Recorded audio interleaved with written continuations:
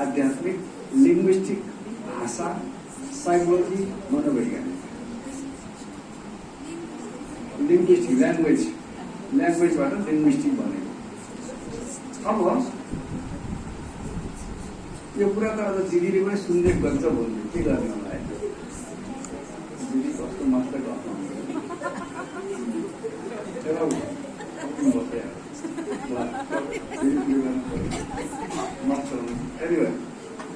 कोही बात नहीं। कसैले हामीलाई के टाइटल दिन थालेको छन् भने तपाईहरू स्पिरिचुअल साइकेट्रिक हो भन्छ। सुन्नुहोस् है, यो एउटा दुईवटा शब्द बुझ्नु पर्ने छ। टिप्न किन नलाग्नुहोस्, टिप्न त्यो लाग्नु बुझ्नु छोडिदिनु, त्यो पनि बिग्रेको छैन। हामीलाई मान्छेले अहिले स्पिरिचुअल साइकेट्रिक भन्छ। स्पिरिचुअल साइकेट्रिक भनेको हाम्रो मनमा भएको कुनै डिसअर्डर, मेन्टल डिसअर्डर, मानसिक उतार चढावलाई उहाँले डिल गर्न सक्नुहुन्छ भनेर छोरालाई बुवालाई पकाइदिएको हुन्छ। एकैछिन सुन्दा को ठिक हुन्छ, हामी डिस्टर्ब हुन्छ।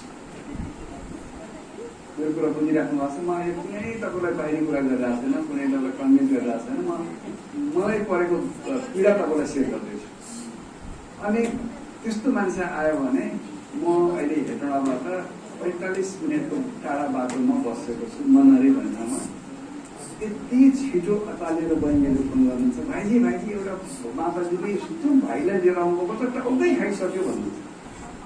मैले डिल गर्नुहुन्छ भने मेरा बहिनीले डिल गर्न किन हुँदैन? डिल किन गर्न सक्नु भएन भने तपाईँसँग हतियार छ। एउटा डक्टरकोमा गयो भने कानमा के घुसार खासो पेटको चेकअप छ, उसँग हतियार छ र उसलाई हामीले पत्याउँछौँ। हामीसँग हतियार छ तर हतियारलाई सदुपयोग गर्ने मेथड छैन, तरिका छैन। अरू तपाईँ हामी पनि एउटै सेन्टरमा बस्दा महिना काम केही गर्न सकिन्न, जान कहीँ पाइन्न। आफूसँग त औषधीहरूले के गरिसके, आफू चाहेको त्यही भन्न भएको छैन। बाहिर ठिक्क, भित्र दिक्क। त्यही भएर तिमीलाई नबस्नु भनेको मैले अलिअलि।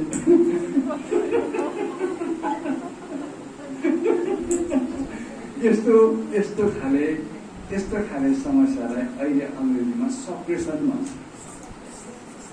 सप्रेसन के भनेर मैले सप्रेसन भनेको के भने सोध्यो भने के भन्नुहुन्छ होला भन्छ?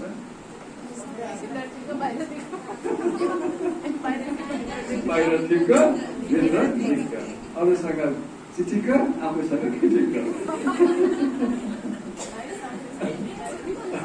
अरूको अगाडि मजा, शान्ति मजा, भित्र कोठा बस्छ आफैलाई सन्ना। उनीमा आएको जस्तो लाग्यो हो। यस्तो खाले अव्यक्त पीडा पनि अव्यक्त। अरू त सबै व्यक्त सुनेकै थियौँ, पीडा पनि अव्यक्त। भन्न भएको छैन। ब्याज ठुल्ठुलो लगाइसक्यो, कपडा पनि एकदम चिप्लो सेतो लगाइसक्यो, धेरै नै वर्ष भइसक्यो। भन्यो भने सिनियरले फेरि के भयो भन्दा नभनौँ र हुनै नलाग्दैन, हाँस्नै मजा आइरहेछ। सुरुमा कति छिटो यो लाग्यो, अहिले यो लाग्यो भने कता हो। यस्तो किसिमको साइकोलोजिकल डिसअर्डरलाई अङ्ग्रेजीमा सप्रेसन भन्छ। एउटा हुन्छ स्ट्रेस, दोस्रो हुन्छ हाइपरटेन्सन, तेस्रो हुन्छ डिप्रेसन, चौथो हुन्छ सप्रेसन, पाँचौँमा हुन्छ सुसाइड। अब सुसाइडभन्दा अगाडिको यो डिप्रेसनभन्दा पछिको एउटा सानो अवस्था हुन्छ, त्यसलाई भन्छ हामीलाई अङ्ग्रेजीमा भन्छ सप्रेसन। अहिले यो कोभिडका कारणले सप्रेसनको सङ्ख्या दिनानुदिन बढ्दै गइरहेछ। यहाँसम्म कहिले त कुनै ठाउँमा आश्रममा पनि त्यसको लक्षण देखा परिरहेछ। अनि ठाउँमा गराउँदै हिँडेको हुनाले कसम खुवाइयो भने मलाई फोन गर्नुहुन्छ, भाइजी अरूलाई नभन्ने बा कसम पक्का भन्नुहोस् भन्छु। अनि के भन्छ भने यसो भाषा भन्नुहुन्छ। अनि मलाई यस्तो नमजा लाग्यो। हामीले कति धेरै अभिनयमा जिन्दगी बिताउनु, कसलाई ढाँट्ने, कोसँग राम्रो बन्ने, ब्रह्मकुमारी जीवन पाएर पनि यस्तो अवस्था छ भने अरूको अवस्था के होला भन्नु 100% अहिले सुसाइडको मात्रा भाग्दै बढेको छ। त्यसैले मैले अब बाहिरको जिज्ञासालाई भन्दा खोजिकन हाम्रै सेन्टरको बहिनीहरूलाई मैले अब अलिअलि यो कुराको तालिम दिन थालेको छु। यसको 15 दिनको प्याकेज छ। यो स्पिरिचुअल लिङ्ग्विस्टिक साइकोलोजीको 15 दिनको प्याकेज हुन्छ। आज म एउटा टपिक तपाईँलाई सुन्छु। अलिकति यो प्रोजेक्टको पनि रमाइलो खालको भन्नु भयो, यसलाई पनि डिसाइड गर्नु त्यसलाई ख्यालमा राखेर म आज अलिकति एउटा टपिकलाई सुन्छु। अहिले धेरै ठाउँमा म दिदीलाई पनि अनुरोध गरौँला, तपाईँले पनि टाइम मिलाउन सक्नुभयो भने 7:30 देखि 9 बजेको बिचमा 15 दिन जति हामीले यो के हो स्पिरिचुअल लिङ्ग्विस्टिक साइकोलोजी, मतलब तपाईँले बोलेको भरमा तपाईँ अहिले कुन मेन्टल स्टेटमा हुनुहुन्छ र त्यो मेन्टल स्टेटसँग मानसिक अवस्थासँग कसरी चाहिँ क्यास गर्ने, त्यसलाई कसरी समाउने, च्याप्प समाइदिएपछि त त्यो त चलमुलै गर्न सक्दैन। गाई भैँसीलाई नाच समाइदियो भने चुपचापले जता ताने पुगे जान्छ। मेन्टल डिसअर्डरलाई क्यास गरिदिएर सट्ट समाइदिएपछि त्यो मान्छे 100% भोलि तपाईँ हाम्रो फलोवर्स बन्छ, हामीले देखाएको बाटोमा आउँछ, त्यसले हामीलाई लाखौँ दुआँ दिन्छ। त्योभन्दा सबभन्दा राम्रो नयाँ जीवन शुभ हुन्छ। हामीलाई बाबाले एकदम ठुलो ज्ञान दिनुभयो, तर सानो कुराको मेथड प्रयोग गर्न नजान्दा यो मलमलको जिन्दगी कहिलेकाहीँ नबुझेर अलमलमा बितिरहेछ। के को जिन्दगी भनेर मलमलको जिन्दगी केमा बितिरहेछ, अलमलमा बितिरहेछ हो। त्यसो भन्नाले तपाईँले जुन प्रयोग गर्न सक्नुहुन्छ र दिदीसँग पनि सहकारी गरेर टाइम म्यानेज गर्न सक्नुहुन्छ भने अहिले मैले कहिले काठमाडौँ, कहिले विराटनगर, पोखरामा पनि दिसँग कुरा चलिरहेछ। यसरी बहिनीहरूलाई एकदम पारिवारिक यो तपाईँ हाम्रो सबैको समस्या राम्रो बन्न मन लागेको छ। आएका मान्छेलाई एकदम उसको भावना बुझेर कोर्स गराउनु पनि मन लागेको छ, तर कोर्स गराउने एउटै विधि जुन सिकायो त्योभन्दा बढी हामीले जाने पनि छैन, मिसो पनि पाएन। दुईवटा कोठाबाट घर सम्हाल्दै जिन्दगी बितिरहेको टेन्सन केमा छ। 6 महिनाको पर्दा गर्न पाएको छैन, कार्पेट उस्तै छ, सुरु आएर यतातिर आफ्नो दिमाग भयो अलिक बढी त भएन।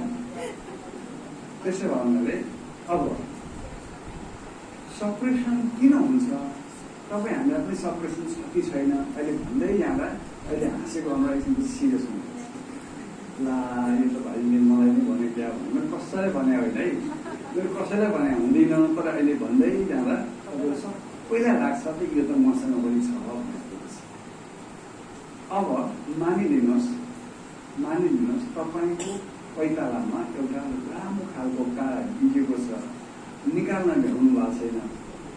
एउटा छोटो समय लिएर तिमीले दौडेर त्यो ठाउँमा पुग, एउटा राम्रो पुरस्कार उपहार दिन्छु भनेर दिदीले भन्नुभयो।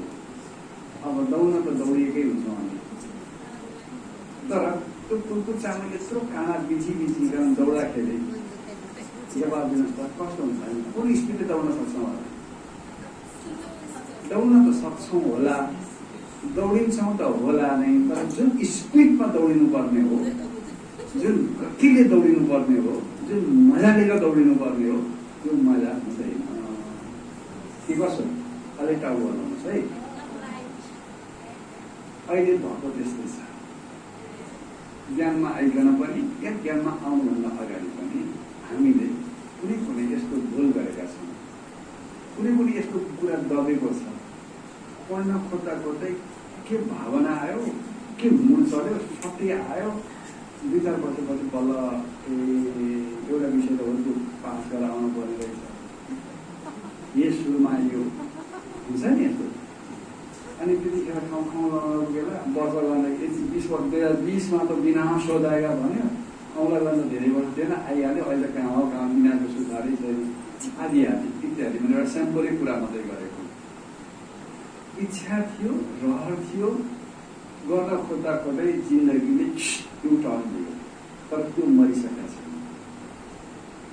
त्यो पुरिएको मात्रै छ, मरिसकेको छैन, जलेको छ। अब फेरि व्यक्त गर्न मिलिरहेका छैन। हिजो गरे हुन्थ्यो, भइहाल्थ्यो। हिजो गरिएन, आज मौका पाइयो। त्यो बिचमा यो कुरो दबेर बसेको छ।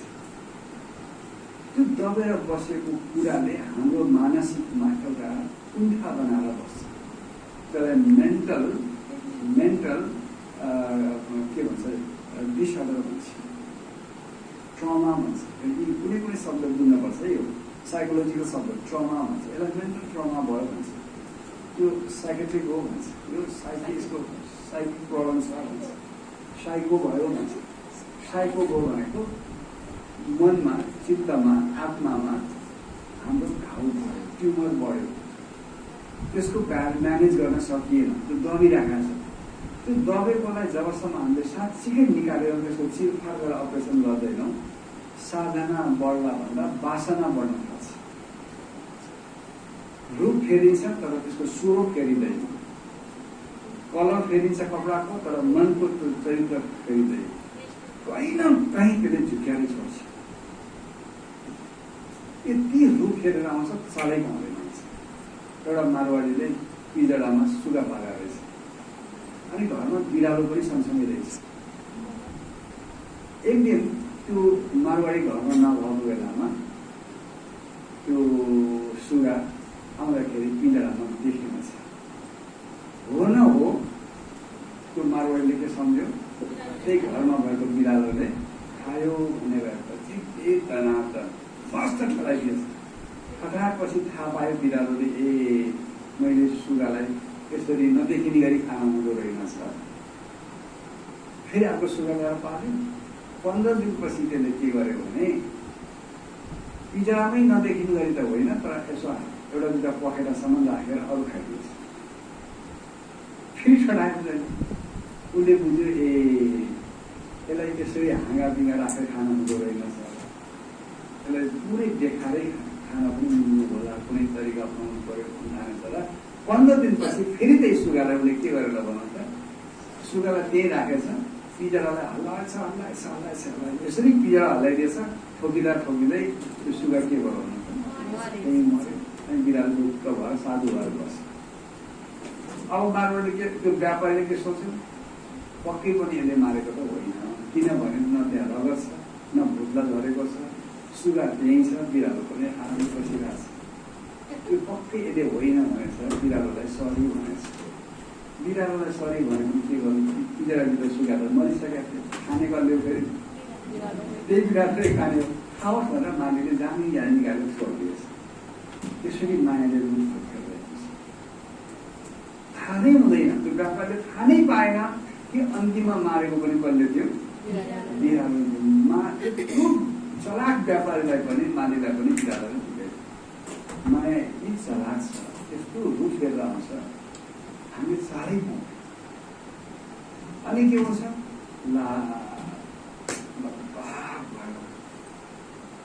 पश्चाताप बन्छ। जतिखेर जुन कुरा भयो त्यतिखेर विवेकले ठिक ठानेर गरेको थियो, समय पनि त्यस्तै थियो, विवेकले पनि ठिकै भन्ठानेको थियो, गरेन। त्यतिखेर त्यो कुरा ठिक थियो। अहिले किन पश्चाताप हो भन्दा हाम्रो समाजको लेभल बढ्यो, काउन्सिलिङ गर्ने मान्छे फेला पर्यो, ठोकिँदा हामी पनि अनुभवी भयौँ। हिजो ठिक भनेर गरेको कुरा आज गल्ती भएको, तर त्यो गल्ती हिजो त के थिएन, गल्ती थिएन, हिजो त त्यो थियो, ठिक थियो। अब त्यसो भए एकैछिन ब्याकबोनलाई सिधा गरेर अलर्ट भएर कम्तीमा हिजोको दिन एउटा कुनै घटना सम्झिनुहोस्, जसलाई अहिलेसम्म तपाईँले भन्नु पनि भएको छैन, सेयर गर्ने हिम्मत पनि गर्नु भएको छैन, तर त्यो घटना कहिले कहिले झलको रूपमा आउँदै गर्दा मन खान्छ, पीडाको महसुस हुन्छ। त्यो कुरालाई मैले जित्न सकिरहेको छैन, चाल कसैले पाएको छैन, तर मलाई त्यसले बेला बेलामा घुसिरहन्छ, खाइरहन्छ। त्योबाट म मुक्त हुन चाहन्छु, छुटकारा पाउन चाहन्छु, सकिरहेको छैन। त्यो कुरा तपाईँले एउटा कुरा सबैसँग छ, मसँग पनि छ, मसँग अलिक धेरै छ, तपाईँसँग थोरै होला। त्यो एउटा घटना तपाईँले याद गर्न पर्नेछ। ल एकछिन तपाईँहरूलाई मैले जिज्ञासु नै भन्दा क्लोज योर आइज। अब तपाईँहरूले जिज्ञासुलाई यस्तो गराउँदै हुनुहुन्छ है। अब मैले तपाईँलाई बिके बहिनी भनेको छैन, जिज्ञासु बहिनी सम्झेको छु। क्लोज योर आइज, आँखालाई बन्द go to your back of life, जीवनको पछिल्ला दिनमा फर्केर हेर्नुहोस्, थुप्रै हुन सक्छन् या थोरै पनि हुन सक्छ।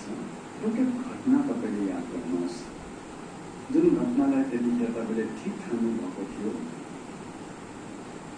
साथ दिनुले पनि साथ दिए, आफूले पनि हो जस्तै लाग्यो।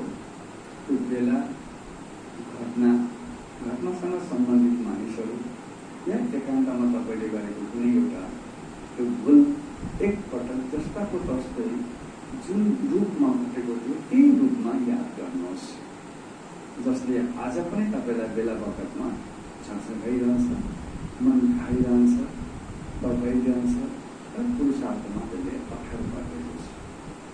म 30 सेकेन्ड बोल्दिनँ, आँखा पुरै बन्द गर्नु होला। एकचोटि तपाईँ फ्ल्यासब्याकमा जानुहोस्, त्यो पछिको दिनका घटनालाई याद गर्नुहोस्। त्यसो किन हुन पुगेको थियो होला? त्यतिखेर विवेकले के ठानेर ठिक भन्यो होला? तपाईँलाई उक्साउनेले पनि के भनेर उक्साएका थियो होला? त्यो कुरालाई पनि ख्यालमा राख्दै एउटा कुनै घटनालाई याद गर्नुहोस्, जुन घटनालाई आज बिर्सन हम्मे गइरहेको छ। म 30 सेकेन्डपछि थ्याङ्क यू भन्नेछु। तपाईँ एक्लो हुनुहुन्छ, तपाईँ आफ्नो मनको कोठामा प्रवेश गर्नुभएको छ, तपाईँ स्वतन्त्र हुनुहुन्छ। त्यो घटनाबाट तपाईँ अब पार पाउन सक्ने घडीमा पनि आइराख्नु भएको छ। धेरैवटा घटनाहरू याद आउला, त्यसमध्ये एउटा घटनालाई रोज्नुहोस्, जुन घटनाबाट आज तपाईँ मुक्त हुन चाहनुहुन्छ। गल्ती नगर्ने मानिस नै हुँदैन, गल्ती तपाईँसँग पनि भएको छ। त्यो नगरेको भए हुन्थ्यो भन्ने अहिले लागेको छ। त्यो घटनालाई जस्ताको तस्तै त्यही ठाउँमा पुगेर सन्दर्भ के थियो, को मानिसहरू थिए, बेला कस्तो थियो, सुरुवात कहाँबाट भयो, एन्डिङ कहाँ भएर पुगेर सक्यो। 30 सेकेन्ड तपाईँ स्वतन्त्र हुनुहुन्छ। गो इन डे गइरहेमा जानुहोस्।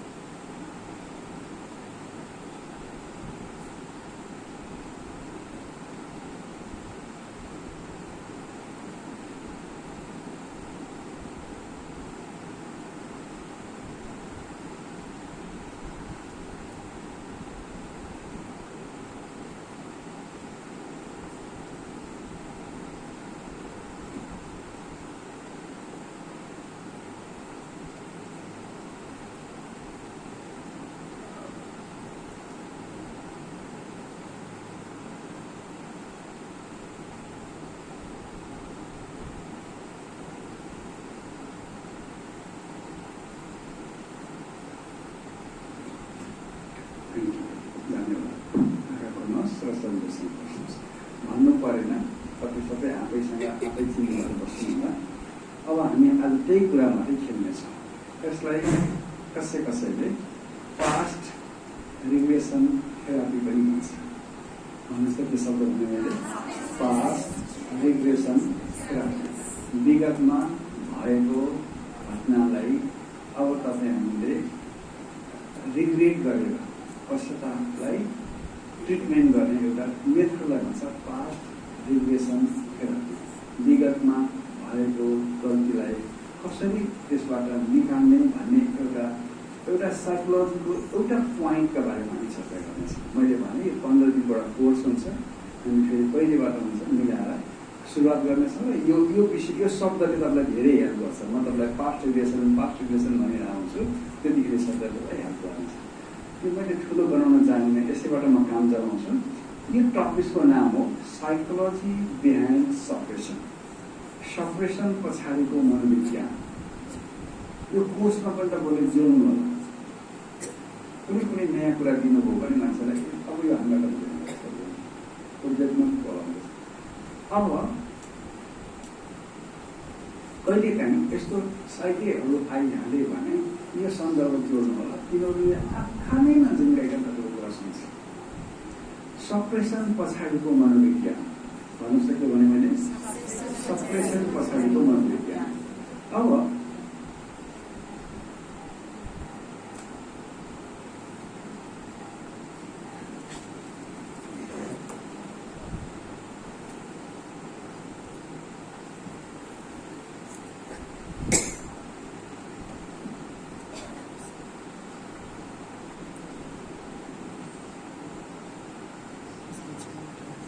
सप्रेसन भएको मान्छे कसरी थाहा पाउने? तपाईँलाई सप्रेसन छ भन्ने कुरा थाहा पाउनलाई पहिलो कुरा त्यस्ता मान्छेहरूको एकदम धेरै नेगेटिभ कुरा मनमा चलिरहेको हुन्छ।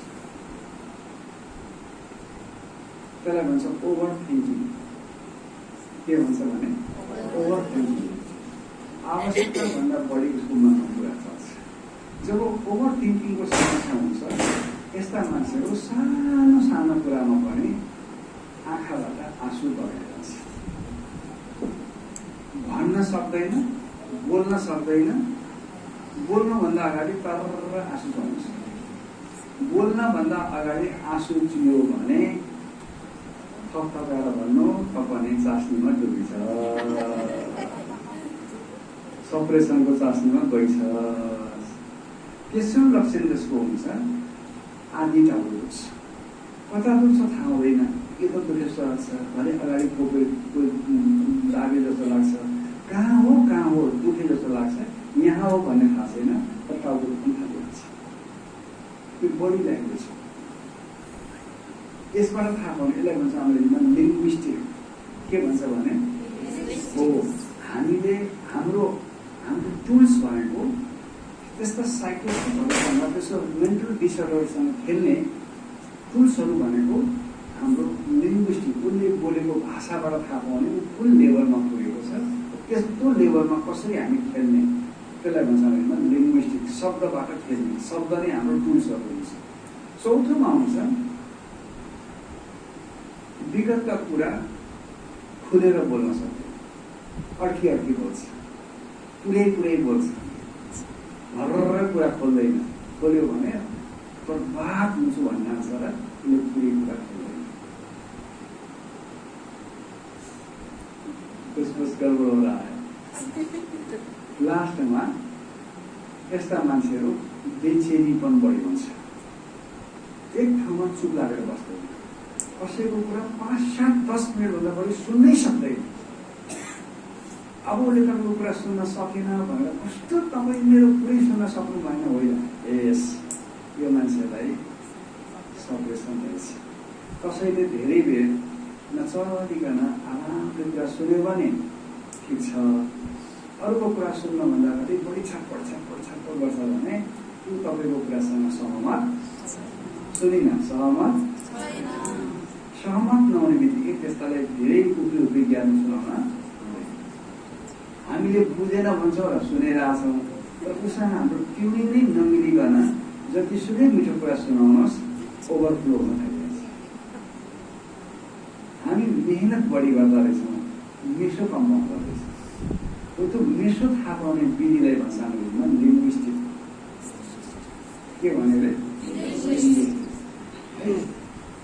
आज म तपाईँलाई एउटा दुईवटा शब्दसँग मात्रै खेलाउँछु। मैले भने मैले तपाईँलाई कुनै कन्भिन्स गर्नु छैन, कुनै गेस्टलाई मैले पुछ गरिरहेको पनि छैन। यो अलिकति यसलाई के भन्छ भने सप्रेसन भावनात्मक दबाव। त्यसलाई भन्छ नेपालीमा त्यसलाई भावनात्मक दबाव भौतिक घाउ जस्तै हो। भावनात्मक दबाव भौतिक शरीरमा लागेको घाउ जस्तै हो। शरीरमा लागेको घाउ देखिन्छ र उपचार गरिन्छ, तर भावनामा लागेको घाउ देखिँदैन, उपचार गर्न जानिँदो रहेछ। जसरी फिजिकल वोन्ड्स भन्छ भने फिजिकल वोन्ड्सलाई जसरी ट्रिटमेन्ट गर्न जरुरी छ, त्यसै गरी इमोसनल वोन्ड्सलाई पनि ट्रिटमेन्ट गर्न जरुरी छ। के भने भन्नुहोस् त, जसरी भौतिक शरीरमा लागेको घाउ चोटपटकलाई ट्रिटमेन्ट गरेर ठिक गरिन्छ, हामीसँग एउटा इमोसन भन्ने हुन्छ। इमोसनमा पनि चोटपटक लाग्यो भने त्यसको उपचार गर्न जरुरी छ कि छैन? हाम्रो शरीर दुई कुराको कम्बिनेसनबाट चलेको छ, एउटा फिजिकल अर्को इमोसनल। भन्नुहोस् त के भने फिजिकल इमोसनल है। आज शब्दसँग मात्रै खेल्नु, अबको क्लासेसमा तपाईँ बल्ल मजा आउनुपर्छ। अब फिजिकल घाउलाई ट्रिटमेन्ट गर्न त यहाँ हाम्रो चिनेको डक्टर पनि हुनुहुन्छ, यहीँ बोलाए पनि आइहाल्नुहुन्छ। तर इमोसनल वोन्ड्सलाई, इमोसनल घाउलाई निको गर्न अहिलेसम्म कुनै डक्टर राख्नु भएको छ? बोल्नुहोस् न, बोल्नुहोस् होइन। बाबा हुनुहुन्छ पक्का ठिक कुरा गर्नु। बाबाले पनि याद दिलाउनुहुन्छ सानातिना घाउ मलाई देखाइ भने मलाई देखिरहने फुर्सद धेरै मात्रै घाउ हेर्न बचाउनु छैन। संसारको घाउ निको गर्नु छ। यत्रो लगानी गरेँ, यत्रो खुवाएँ, यत्रो पिलाएँ, अब मलाई रिटर्न देला भन्ने बेलामा अझै तेरो भावनाको पोका खोजेर हेर्ने मलाई फुर्सद। इमोसनल ओन्सलाई ट्रिटमेन्ट गर्ने तपाईँ आफै हो। किनभने बाबाले हामीलाई टाइटल दिनुभयो, तिमी संसारको मानसिक रोगीहरूलाई ठिक गर्ने मनोचिकित्सक हौ। के चिकित्सक हौ? मनोचिकित्सक हौ। अरूलाई हेरेको भरमा, दृष्टि दिए भरमा त्यसलाई ठिक गर्न पर्नेमा आफै भइरहेको छ भने अब कसलाई के बोल्नु? चुटी हामीलाई भोलि लकेट्न गएर लाउँदैन। ख्याल गर्नु, दुनियाँले यसै अनुभवको होइन। भोलि अप्ठ्यारो परेको बेलामा यिनीहरू चिकित्सक बनेर आउलान् भने बेलामा आफै लम्बसार परेर बस्यो भने कसैले माया गर्नेवाला छैन। इन्डियामा एक ठाउँमा एउटा पेले भन्ने समस्या मुसाको बाट सर्ने एउटा रोग बढेर गयो। यहाँसम्म कि डक्टरलाई पनि त्यसले छोडेन, कैयौँ डक्टरले छोडेर भागे विदेश। जब सामान्य भयो त्यो महामारी अनि विदेशमा गएका डक्टरहरू फर्किन थालेपछि ती मान्छेहरू गाउँले जम्मै जङ्गल भएर त्यो चिकित्सकलाई गाउँमै बस्न दिएन। जतिखेर महामारी थियो बचाउनु पर्ने बेलामा त भागिस, अब ठिक भएको त आउने भनेर ठटाएको परेको छ। त्यो उनीहरूको मात्रै घटना होइन, यो घटना तपाईँ हामीलाई पनि लाग्छ। तपाईँलाई कमाउन जान परेको छैन, पेन्सनको टेन्सन परेको छैन, बसी खाऊ। भोलि समस्या पर्यो भने हाम्रो उपचार गरेर है मेरो हाम्रो डक्टर हो भन्ने बेलामा डक्टर आफै सप्रेसनको रोगी भयो, हाँस्नै मन लाग्न छोड्यो, सानो सानो कुरामा निधार खुम्चियो, रिस उठी गयो भने जतिसुकै लामो वर्षको यात्रा भए पनि केही कामको। अनि बाबाले भन्नुभयो घरवाले बाहर हो जाओगे, बाहर वाले अंदर आ जाओगे। खबरदार, कति ठुलो जिम्मेवारी छ हेर्नुहोस् त। आफूलाई पनि ठिकठाक राखेर संसारका मान्छेको भावनाको घाउलाई ठिक गर्ने जिम्मेवारी भगवानले हामीलाई दिनुभएको छ। अझै हामी सानो सानो कुरामा सोचिन्छौँ, रिसाउँछौँ, फर्किन्छौँ, झर्किन्छौँ। अनि बाहिरको कुरा गर्न सुरु कहिलेबाट गर्ने हुन्छ? 7 दिन कोर्स गरेपछि भने त्यो पनि गऱ्यो। मधुबनी भट्टीमा जान पाए त धर्म भने त्यो भनी पुरा गरिदिनु बाबाले। अब के बाँकी छ तपाईँलाई? घर पनि बन्यो, के बाँकी छ भन्नु? तल थप्नु बाँकी छ। तल थप्नेहरूको पनि हालत देखिसकेको हुन्छ।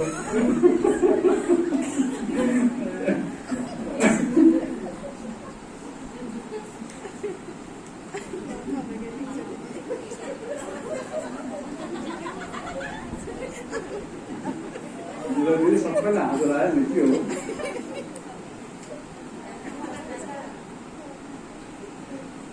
हेर्नुहोस् न, बाबाले केही दिन अगाडि मुद्दैमा भन्नुभयो, बच्चे तुम दुआओं से चलने वाले हो। क्या छ भन्दैन? दुआओं से चलने वाले तुम मेरे बच्चे हो, परंतु दुआएं के बजाय कभी कभी छोटे छोटे बातों में धुआएं निकालना शुरू कर देते हो। हेर्नुहोस् त, कामबाट गरिसक्यो,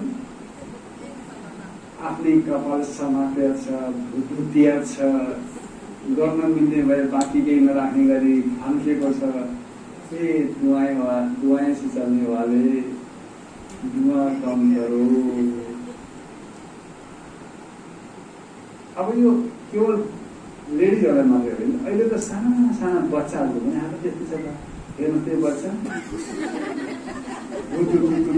कामबाट धुवा निकालेर, कहिले काहीँ कारमा हिँड्दै गर्दा अगाडिको ट्रकले धुवा निकाल्यो भने हामी के भन्छौँ? यो गाडीको त इन्जिनै बिग्रेछ, यसको त पेट्रोलै खत्म भएछ, डिजेलै खत्म भएछ। गाडीको इन्जिन खत्म भएपछि धुवा निकालेको देख्न हुने, अनि हाम्रो व्यवहारबाट धुवा निस्केको बेला के बिग्रेको भन्ने भन्नु? हाम्रो पनि इन्जिन बिग्रेपछि धुवा निस्किँदो रहेछ।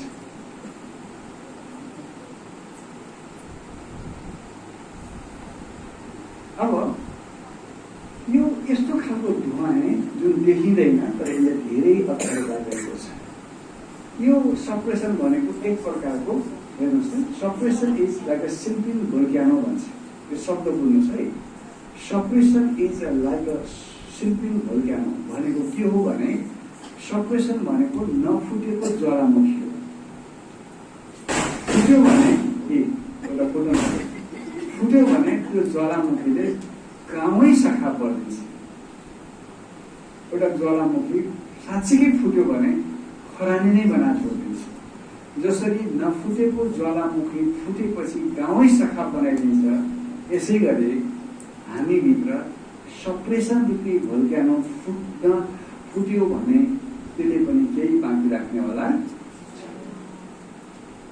खबरदार, यो तपाईँ हामी सबैको फुट्न सक्ने अवस्थामा पनि हुन सक्छ।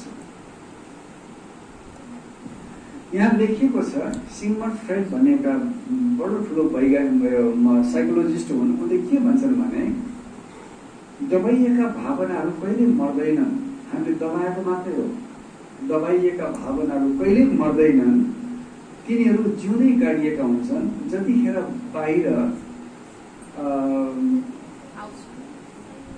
बाहिर आउँछन् तिनीहरू बडो विकृत रूप बनेर आउँछन्।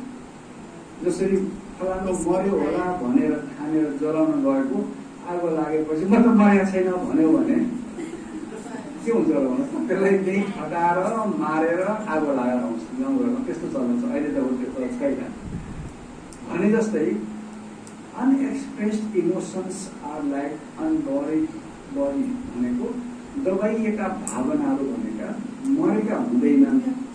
जतिखेर तिनीहरू बिउजिन्छन् तिनीहरू असाध्यै विकृति रूप भएर विकारित भएर निस्किन्छन्। सानोमा आगो छुन नपाएका मान्छेहरू, युवाहरू ठुलो भएपछि मौका पाउँदा उनीहरू ज्वालामुखी लिएर आगोको ज्वाला लिएर घर घरमा जलाउन पुग्छ।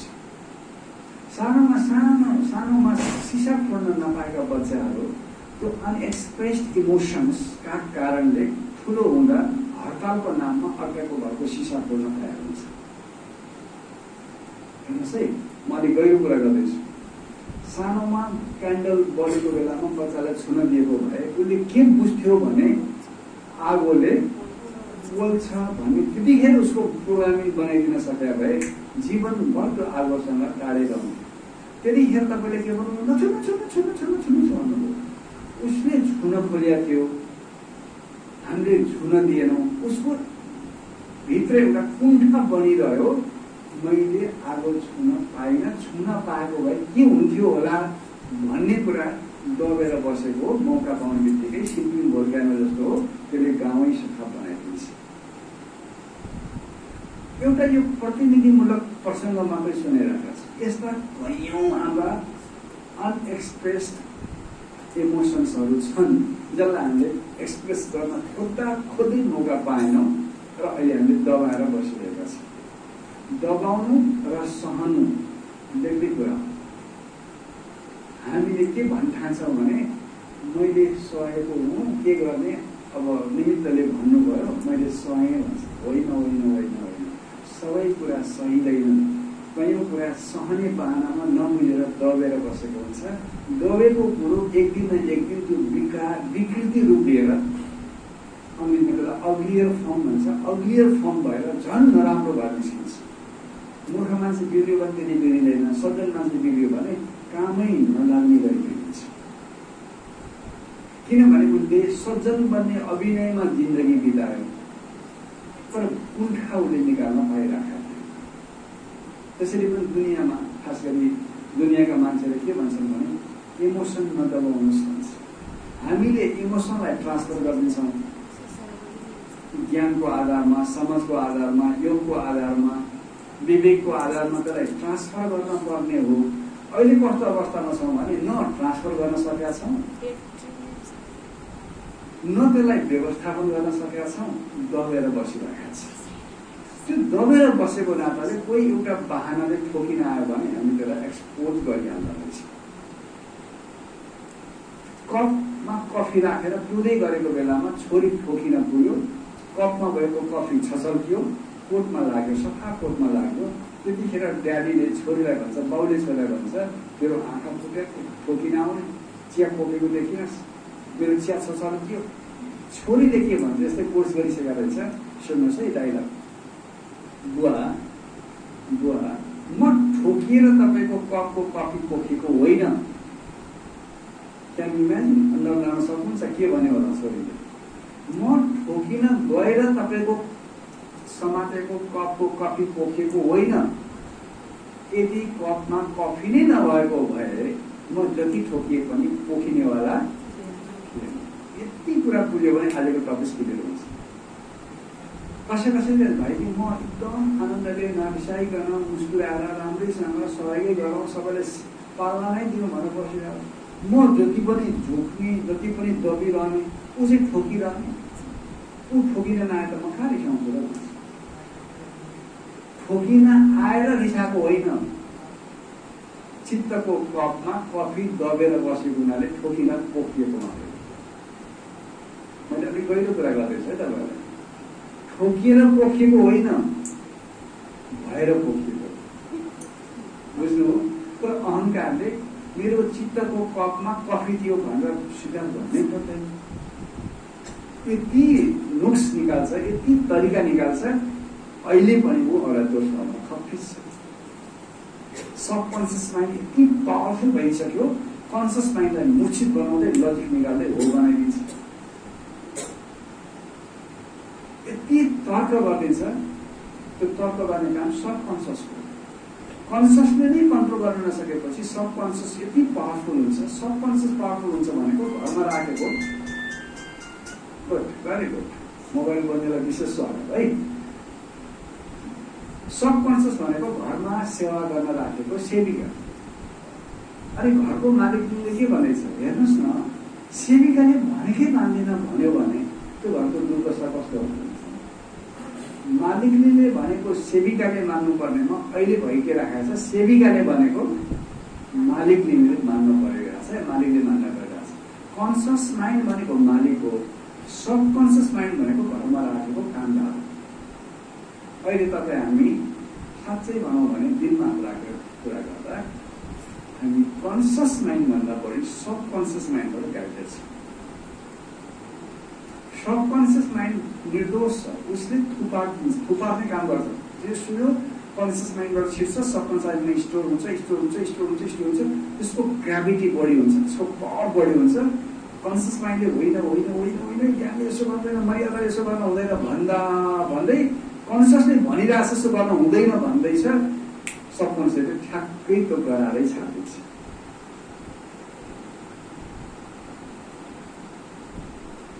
हो, यो एउटा छुट्टै विज्ञान छ।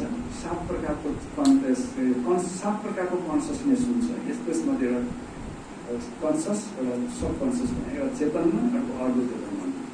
त्यसको बारेमा पछि चर्चा गरौँला, यो पनि गइहाल्दो रहेछ।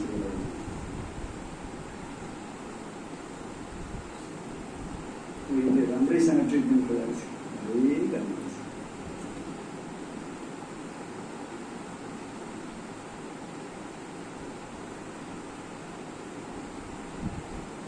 हेर्नुहोस् त, यो के देख्नु भएको छ? यो अगाडिको एउटा बत्ती यो अफ गरिदिनुहोस् त एकैछिन, कोही हुनुहुन्छ होला।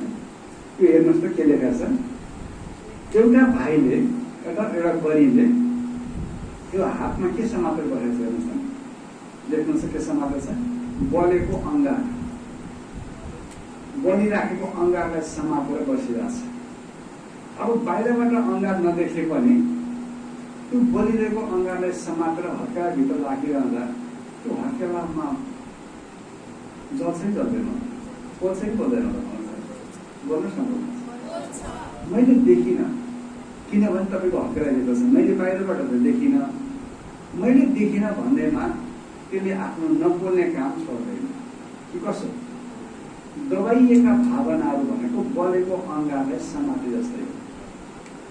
बाहिरबाट हेर्दा देखिएको छैन, तर चित्तभित्रभित्र जलाइरहेको हुन्छ। अनि आफैसँगको लडाइँ अहिलेसम्म सकिएको छैन भने बाहिरको क्लाइन्ट्सको लडाइँ हामी कसरी ट्रिटमेन्ट गर्न सक्छौँ? एउटा सेना प्रमुख जब युद्धको मैदानमा जान्थ्यो, घनघोर युद्ध चल्न थालेपछि तपस्या गर्न बस्थ्यो। अनि मान्छे पनि पागल, लडाइँ भइरहेछ, दुश्मनले अट्याक गरिरहेछ, तै ध्यान गरेर बसिरहेछ। उसले भन्दो रहेछ, मेरै भित्रको लडाइँसँग म जित्न सकेको छु, म बाहिर कोसँग लड्न जाऊ भन्दो रहेछ। यो कुनै साँच्चीकै शैलीको कुरा गरे होइन, यही हामी सैनिकको अवस्था यस्तै छ। हामीले भनेको कुरा किन मान्छेलाई टक टक टक टक लाग्दैन? दाजुहरूले, हाम्रा सिनियर दिदीहरूले किन भन्छ, एउटा टोली लिएर मुख मिठा गराएर दिलखोज मिठाई लिएर अच्छा यसो आयो भनेपछि हामी सन्तुष्ट हुन हुने, दादीलाई देख्ने बित्तिकै संसारै पाए जस्तो हुने, हामीसँग अँगालो हाल्न आउन भन्दा कोही नजिक नपर्ने। किन भन्दा हामी आफैसँग हाम्रो लडाइँ अहिले सकेका छैन। हामी आफैसँग त्यो फ्युज बढिरहेका हुनाले हाम्रो स्पिडले जुन लिनुपर्ने त्यो लिन सकेका छैन। फलाम छुँदा सुन हुन सकेका छ। हामी सँगैका मान्छे कहाँको कहाँ पुगिसके। हामी सानो ठाउँमा अहिले पनि रुममा लिएर किन बसिरहेछौँ? Because we are I am fighting to myself. म अझै आफ्नो द्वन्द्वबाट उठ्न सकेका छु, जसका कारणले त्यो बोलीमा त्यो तोड जुन आउनु पर्ने हो, हिँडाइमा त्यो जुन शक्ति देखिनु पर्ने हो, चालमा जुन ढाल आउनु पर्ने हो, आइरहेको छ। यसको एउटै कारण छ, मभित्र कैयन कुण्ठाहरू छन् जुन कुण्ठाले वैकुण्ठ जाने तयारी अलि गर्न खोज्या सक्या। बोल्नुहोस् न, बोल्नु अहिले भनेको पछि बोली नै आउँछ भनेर हुन्छ। यो सबैलाई हुन्छ, मलाई पनि यो भएरै सबभन्दा बढी मलाई हटटप भएको विषय यो भएको हुनाले मैले अहिले सबैलाई कुरा सेयर गर्दैछु। समस्या बाहिर छैन। जवाब दिन सक्यो, समस्या मभित्र छ। बोल्न सबैले, समस्या मभित्र। जानकारहरू भन्छन् तिमी कसैका लागि समाधान हुन नसके पनि आपत्ति छैन, कसैको लागि समस्या नबनिदेऊ, त्यो पनि एक प्रकारको समाधान हो। सिम्पल ल्याङ्ग्वेजमा बोल्दैछु। If you are not the part of solution to anyone, doesn't matter, don't be the part of problem to anyone, that is also one kind of solution. तपाईँले कसैलाई समाधान दिन सक्नु भएन, कुनै ठुलो कुरो भएन। कसैका लागि समस्या नबनिदिनु भने समाधान नै हो। यसलाई अलिकति चिन्तनको विषय बनाउनु।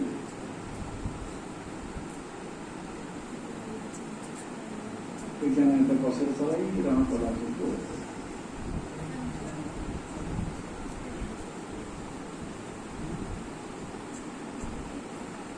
त्यो चित्रमा हेर्नुहोस् त, त्यो बच्चा हाँसिरहेको छ, मुस्कुराइरहेको छ, अनि भइकेरहेको छ। हेर्नुहोस् न, बडे मानको ढुङ्गा लिएर खिचिरहेको छ। झन्नै झन्नै यो तपाईँको मेरो हाम्रो चित्र हो। यो हाम्रै कयौँ अनएक्सप्रेस्ड इमोसनले खिचिरहेको छ। भन्न नमिलिराखेका कैयन इच्छाहरूले हामीलाई खिचिरहेको छ, र पनि हामी हाँसिदिइरहनु परेको छ। मुटुमाथि ढुङ्गा राखेँ। त्यसैले मैले बाहिरको मान्छेलाई कसैलाई नराख्नु भने यो हाम्रो रियालिटी अवस्था यस्तो छ। हाँसिरहेको छ, तर त्यो हाँसाइको पछाडि जुन हाँसाइको मजा हो त्यो छैन। खिचिरहेको छ, तर पनि हाँसिदिइराख्नु परिरहेको छ।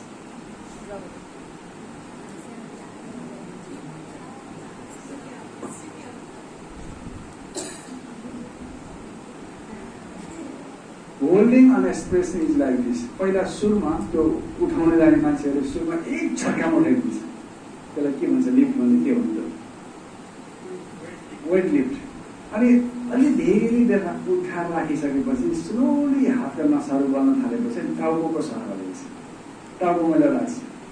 अनि टाउकोमा राख्दा पनि बल्न थालेपछि हेर्नुहोस् न, अहिले उठाएको वेट लिफ्टले उसलाई खिचिदिन्छ। अरू गेटिङ माई पोइन्ट? यसलाई हामीले रिलेट गर्न सक्छौँ। सुरुमा सुरुमा आउँदा हामी यस्तो पहिलो पिक्चर जस्तो एकदम जुरुकै आयौँ, संसारै उज्यालो होला जस्तो गरेर उचाल्यौँ। पछि केही दिनपछि अलि ललक भयो। अहिले त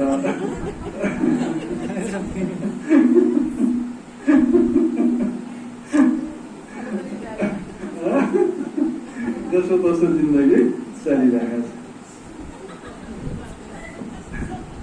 हामीसँग अब 3-4 उपाय मात्रै छ। हेर्नुहोस् है, पहिलोलाई भन्छ फाइट। कि त तपाईँ फाइट गर्न पर्यो, मुकाबिला गर्न पर्यो। फाइट गर्न सक्नु भएन भने भाग्न पर्यो। कयौँ भाग्यो पनि सके, भलन्ती पनि भइसक्यो। किन भलन्ती भयो भने फाइट गर्न सकेन। या फाइट गर्नुहोस्, या फ्लाइट गर्नुहोस्, या फ्रिज भएर बस्नुहोस्। फ्रिज भनेको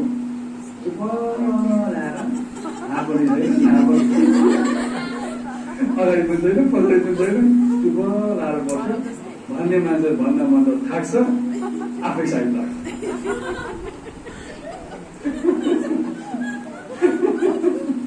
त्यसलाई अलिकति फ्रिज भन्दो रहेछ। के भने भन्नुहोस् त, फ्लाइट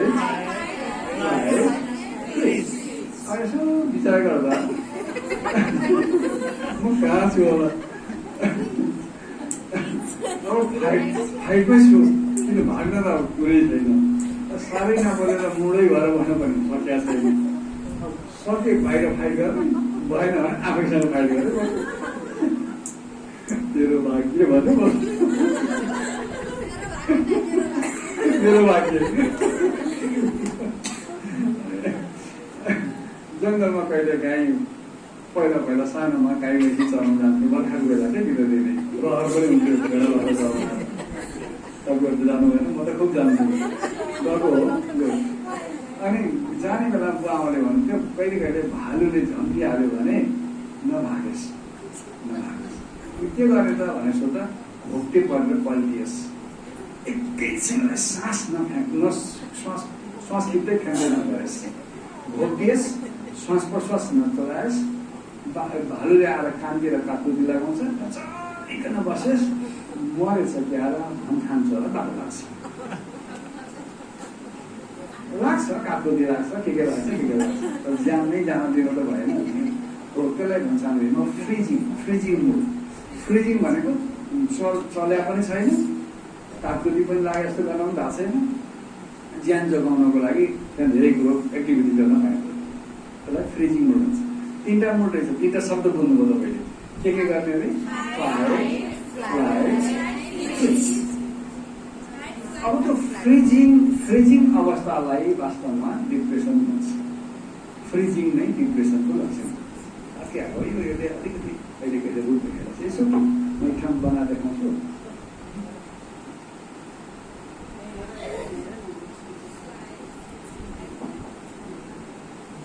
अर्धचेतन मनमा दबिएका घटनाहरू विचारका माध्यमबाट शरीरसम्म प्रभावित हुन आएको छ।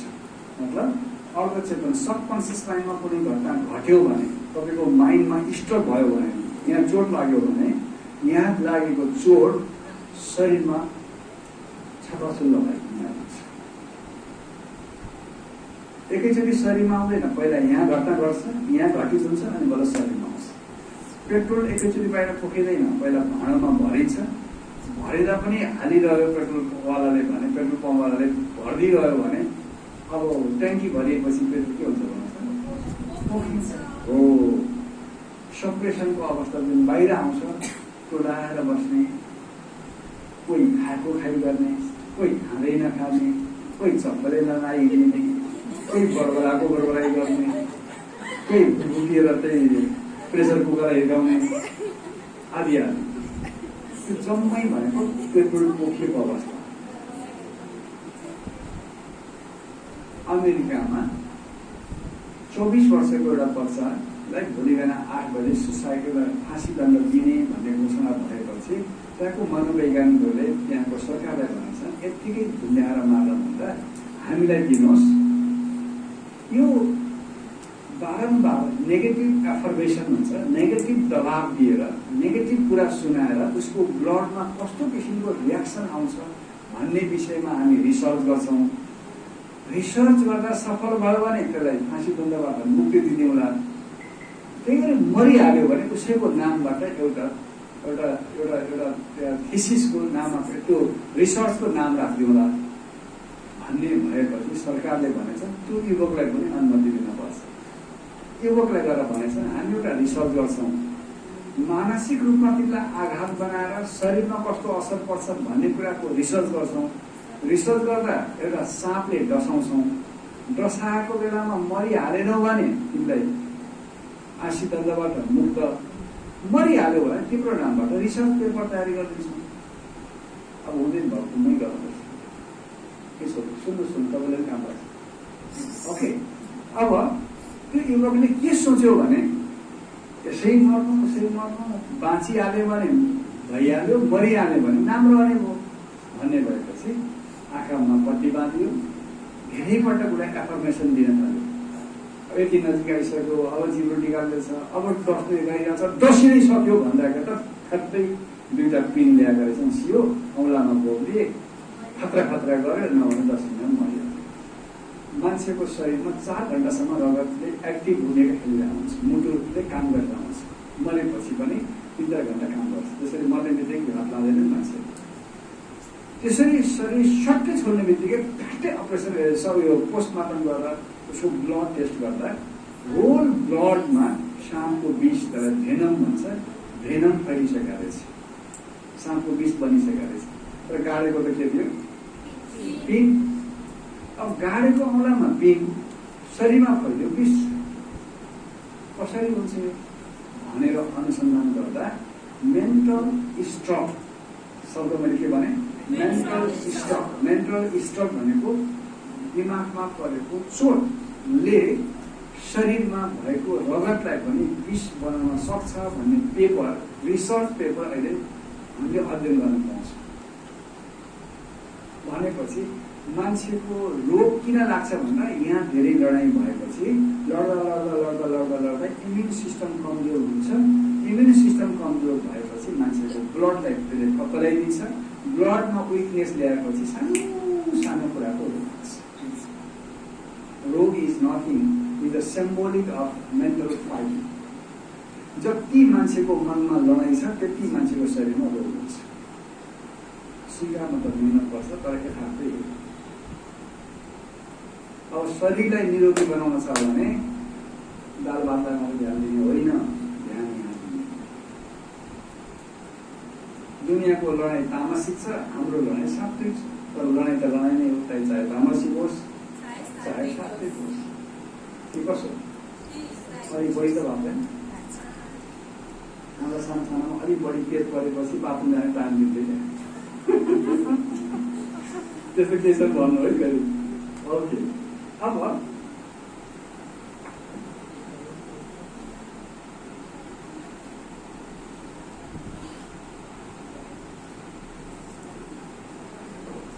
जति मान्छेलाई मेन्टल असर पर्छ त्यहाँ चित्रमा देखाएको छैन। इफेक्ट सप्रेसन अन बडी, सप्रेसनको प्रभाव मान्छेको शरीरमा देखा पर्छ। के हुन्छ सप्रेसनको प्रभाव शरीरमा? यो पुरा यो लक्षण उसको शरीरको हाउभाउ हेर्दा, उसको आँखाको भाषा बुझेर अनि हामीले ट्रिटमेन्ट गर्न जरुरी छ। हामी डक्टर हो, हामीले साइकोलोजीसँग खेल्ने डक्टर हो। त्यसैले हामीलाई साइकोलोजी के भन्यो? साइकेट्रिस्ट हाम्रो टाइटल है। त्यो टाइटलको लागि के भाषा बुझ्न जरुरी छ। अब 50 किलोको ढक खुट्टामा बाँधेर ल तिमी तुफानले दौड भन्यो भने जवाब दिनुहोस् त, दौडिन सकिन्छ? शरीरमा रोग छ, यतै घोचिया छ, उतै पोलिया छ, यतै खस र ठुस छ, बस्न बस्दैन ढाउ गर्छ, यस्ता नि योग गर्छ भने उड्नै सक्दैन त मान्छे। उड्न किन सक्दैन भने शरीरमा भारी भएपछि मन हल्का हुन सक्दैन। अब खुट्टामा 50 किलोको ढक राखेर दौड भन्न नमिले जस्तै शरीरमा समस्या छ, मनमा द्वन्द्व छ भने योगमा त्यसलाई मजा, मनमा जुन योग ज्वालामुखी बन्न सक्दैन, उडान भर्न सक्दैन। उसलाई हुँदाहुँदै त योग गर्न पनि समय दिएछ। ठ्याक्क रातो बत्ती बल्यो, एकछिन बस्यो, कतिखेर सेतो बत्ती बल्छ झ्याप्पै उठ्यो। हुँदाहुँदै कहीँ कहीँ यहाँ त त्यस्तो छैन, त्यति बेलाउँदै गर्न छ। मुरली पढ्न पनि यति झिजो मानेर पढ्नु त टुटुटुटुटुटुटु पढ्यो, बुझ्यो बुझ्यो नबुझ्यो। अनि त्यसपछि खप्लक्कै गरेर सुत्ने। के भयो भने मुरली पढ्दा कति थकै लाग्यो। हे भगवान्, मुरली पढ्दा थकै लाग्यो भने त के गर्दा आउनु आउँछ ल भन्नु त। यसको मतलब उसको हृदयले मुरली पढ्यो, मुरली पढ्ने काम अनि ड्युटी भइसक्यो। अनि एकजना पहिला सोधेको, पढेर के गर्ने भाइजी, पढ्दा पढ्दै आफैलाई लाज लाग्छ, आफूले गर्न सकेका छैन, नपढाउँ अर्को बहिनी छैन, पढाउँ मन लाग्दैन, अब त्यति नपढे खान पाइँदैन।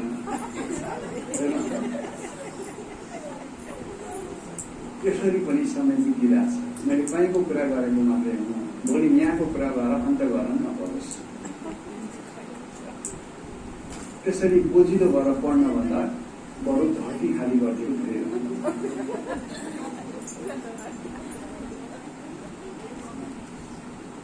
कमै गर्ने अभिनय, कसका लागि गर्ने अभिनय। त्यसैले आज हामीले उडान भर्न नसक्नुको पछाडि, योगमा मजा नआउनुको पछाडि, हाम्रो आध्यात्मिक यात्रामा उन्नति नहुनुको पछाडि, माइक समातेर एउटा विषयमा आधी घन्टा बोलौँ भन्दाखेरि पनि खलखल पसिना आउनुको पछाडि त्यो मनको कुण्ठा चित्तमा अड्काइएको छ। त्यो चित्तमा अड्केको कुण्ठाले उन्न नै दिइरहेको छ। भित्र जस्तो चुम्बक छ बहिनीहरू, त्यस्तै त्यस्तै वरिपरिको एलिमेन्ट्सहरू तपाईँलाई हेर्दै जाने, कसैलाई देखाउनै पर्दैन। तपाईँले फलामको फ्याक्ट्रीमा, फलामको काम गरिराखेको उद्योगमा साडीभित्र एउटा चुम्बक लुगा लैजानुहोस्, कसैले टाइममा देखाउने गरी निस्कने बेलामा शरीरभरि फलामको धुलो टाँसिन आइपुग्छ। अब त्यो फलामको धुलोसँग झिझिएर तपाईँले के भन्न पाउनु न भने, मैले कसैलाई नदेखाइकन काखीभित्र लुगा लिएर आएको कि कसरी टाँसियो भन्न पाउनु, कसैलाई देखाउनुहोस् कि नदेखाउनुहोस्, चुम्बकले आफ्नो काम गर्छै गर्दैन। हो, आज तपाईँ खुसी हुनुहुन्छ, सुखी हुनुहुन्छ, आनन्दित हुनुहुन्छ, सन्तुष्ट हुनुहुन्छ, तृप्त हुनुहुन्छ, चुम्बक त्यस्तै बोकाइदिनु भएको छ। अनि जो देख्दा पनि हाँसे जस्तो लाग्छ, आफूलाई पनि हाँसो हाँसो जस्तो लाग्छ। अब भित्र चुम्बक नदेखाइकन राख्नु भएको छ। त्यो अर्को खालको चुम्बक भने जिज्ञासु पनि त्यस्तै झगडा भएको छ। कोर्स गर्ने मान्छे पनि 7 दिनभन्दा आएको 70 दिन कोर्स गरिराखेका हुन्छ, निमित्त पनि खाली हप्काइराखेका हुन्छ। अनि तपाईँ के भन्नुहुन्छ, मेरो त भाग्य नै कस्तो होला, यही ठाउँमा सधैँभरि लडेर बसिरहनु पर्यो। लडेको बाहिर होइन प्यारा बहिनीहरू, लडाइँ यहाँ चलिरहेछ, चुम्बक यहाँ बोकेर हिँडिरहेछ। जस्तो चुम्बक बोकेर हिँडिरहेछ त्यस्तै घटनासँग तपाईँ ठोकिनु पुग्नुहुन्छ।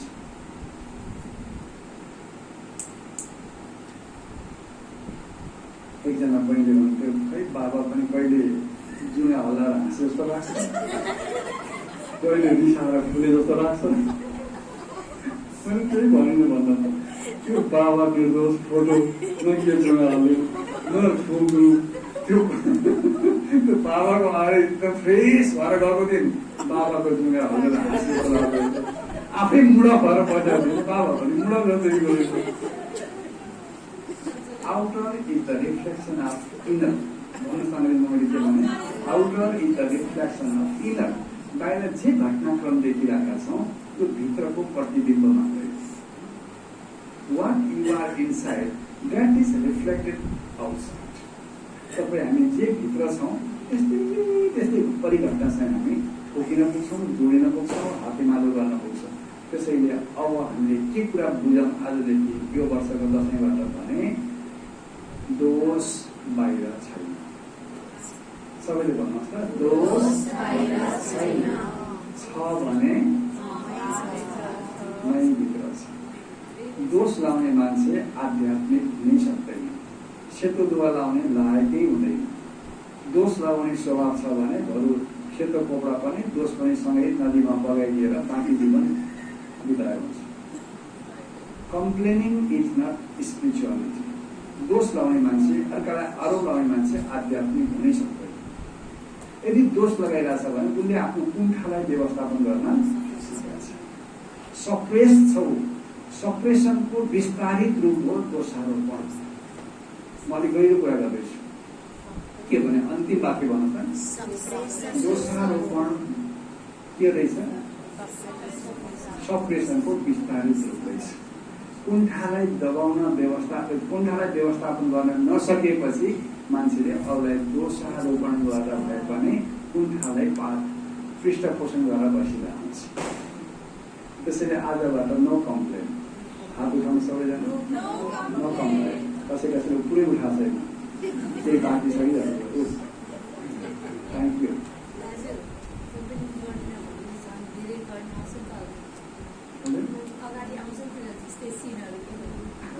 तर त आउँछ निकाल्न पर्यो। त्यसैको व्यवस्थापनको कुरा गर्दैछु। कसरी निकाल्ने? जुन भइहाल्यो भइहाल्यो, अब त्यसलाई कम कसरी गर्ने त्यही विषयमा हामी कुरा गर्दैछौँ। अब त आउनै छोड्यो है।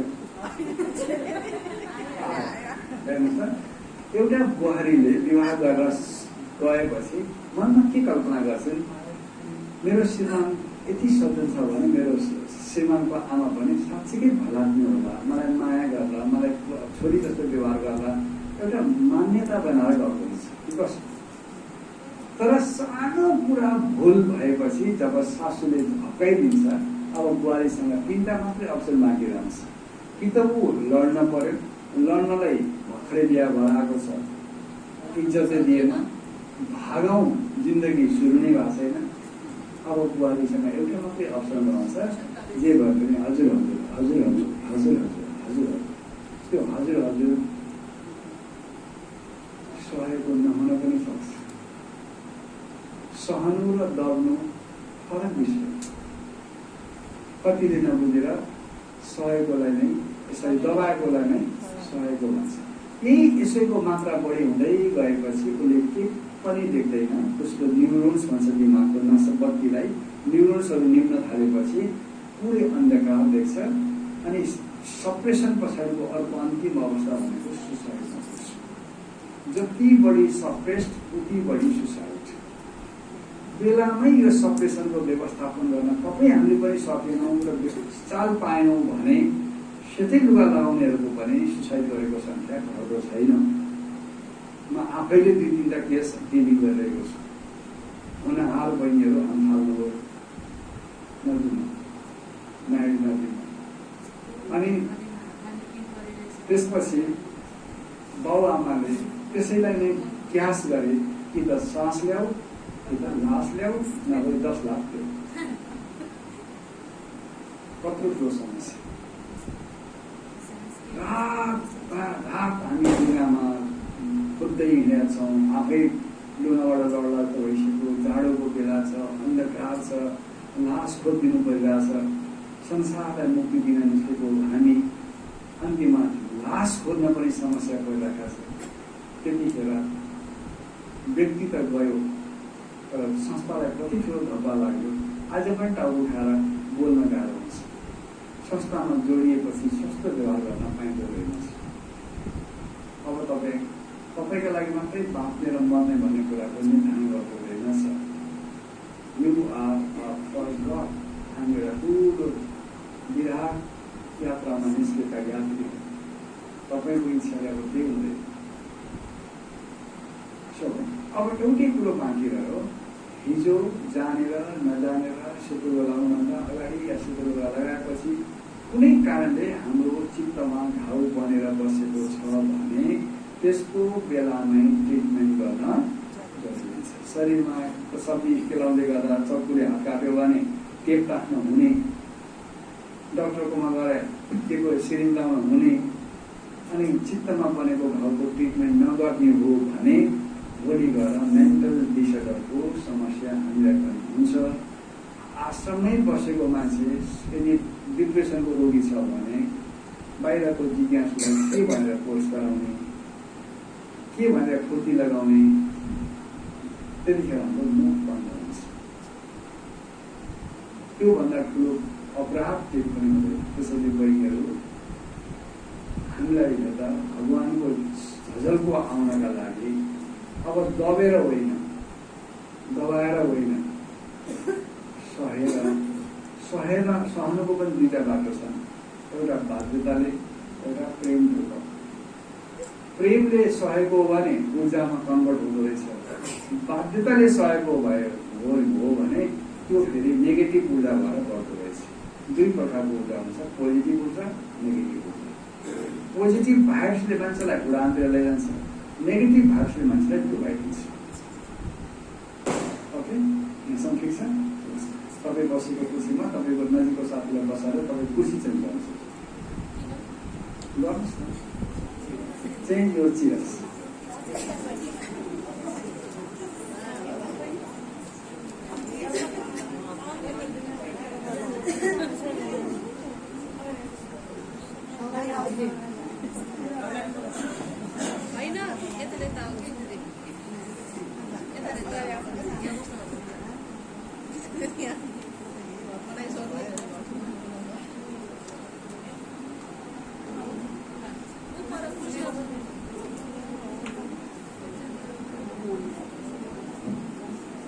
म एकछिन अब लिन्छु, यस्तो लामो च्याप्टर छ, त्यसपछि कुनै दिन कुरा गरौँ है। यहाँसम्म रमाइलो लागिरहेको छ? ओके, ल एउटा सानो सेवा गरौँ न त।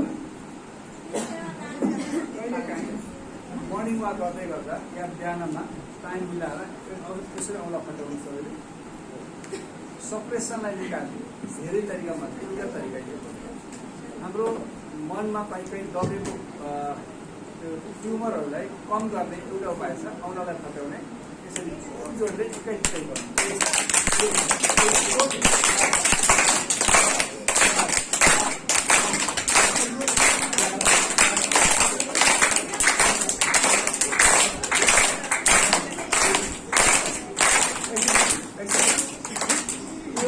तपाईँलाई झमझमायो, दुःख मनाउन नगर्नु होला।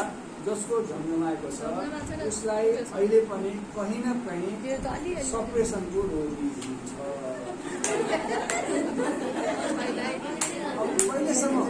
कहिलेसम्म ठटाउने भन्दा जहिलेसम्म त्यो दुख्न छोड्दैन तबसम्मलाई ठटाएर त्यो जब साह्रै धेरै अब जहिलेसम्म झमझमाउन छोड्दैन, दिनको 2 चोटि 3 चोटि 4 चोटि खाली पेटमा है, टन्न खाली पेट नगर्दा खाली पेटमा लामो सास लिने, श्वासलाई रोकेर 21 पटक खाली पेट।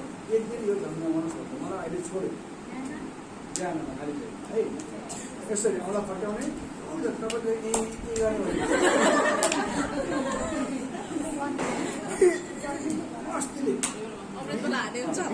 के गर्छ भने बोसको डमी बनाएर, रबरको डमी बनाएर दिनमा एकपटक मस्तीले लगाउँछ। हाम्रो निमित्तलाई डमी बनाउँदा मिलेन, आफैलाई डमी बनाएर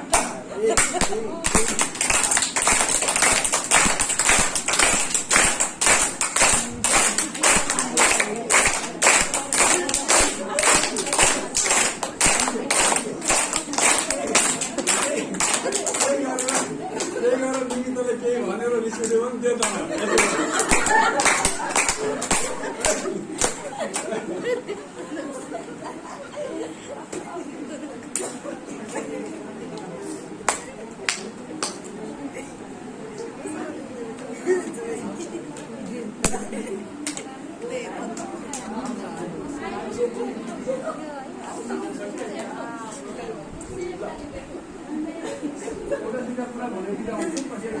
अर्को जुनको क्लासमा यसलाई कुरा गरौँ है।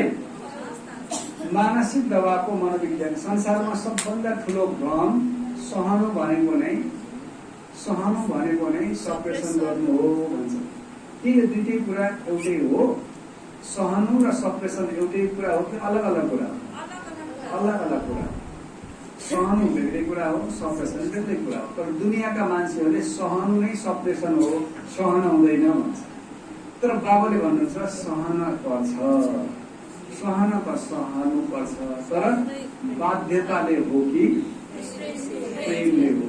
प्रेमले सहयो भने शक्तिमा कन्भर्ट हुन्छ, बाध्यताले सहयो भने त्यो सप्रेसन बन्दै जान्छ।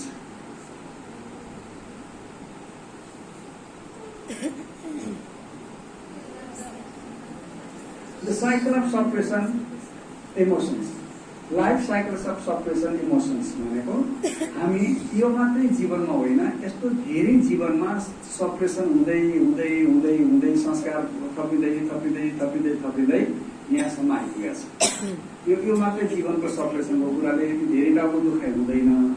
अघिल्लो जन्ममा पनि त्यो हामीले सहेको कुरा संस्कार भनेर यो जीवनमा आइरहेको छ। त्यसैले अनायास कहिलेकाहीँ सम्बन्धै नभएको मान्छे, बोल्दै नबोलेका मान्छे, व्यवहारै गर्न नपर्ने मान्छेको चेहरा देख्ने बित्तिकै पनि रिस उठ्छ।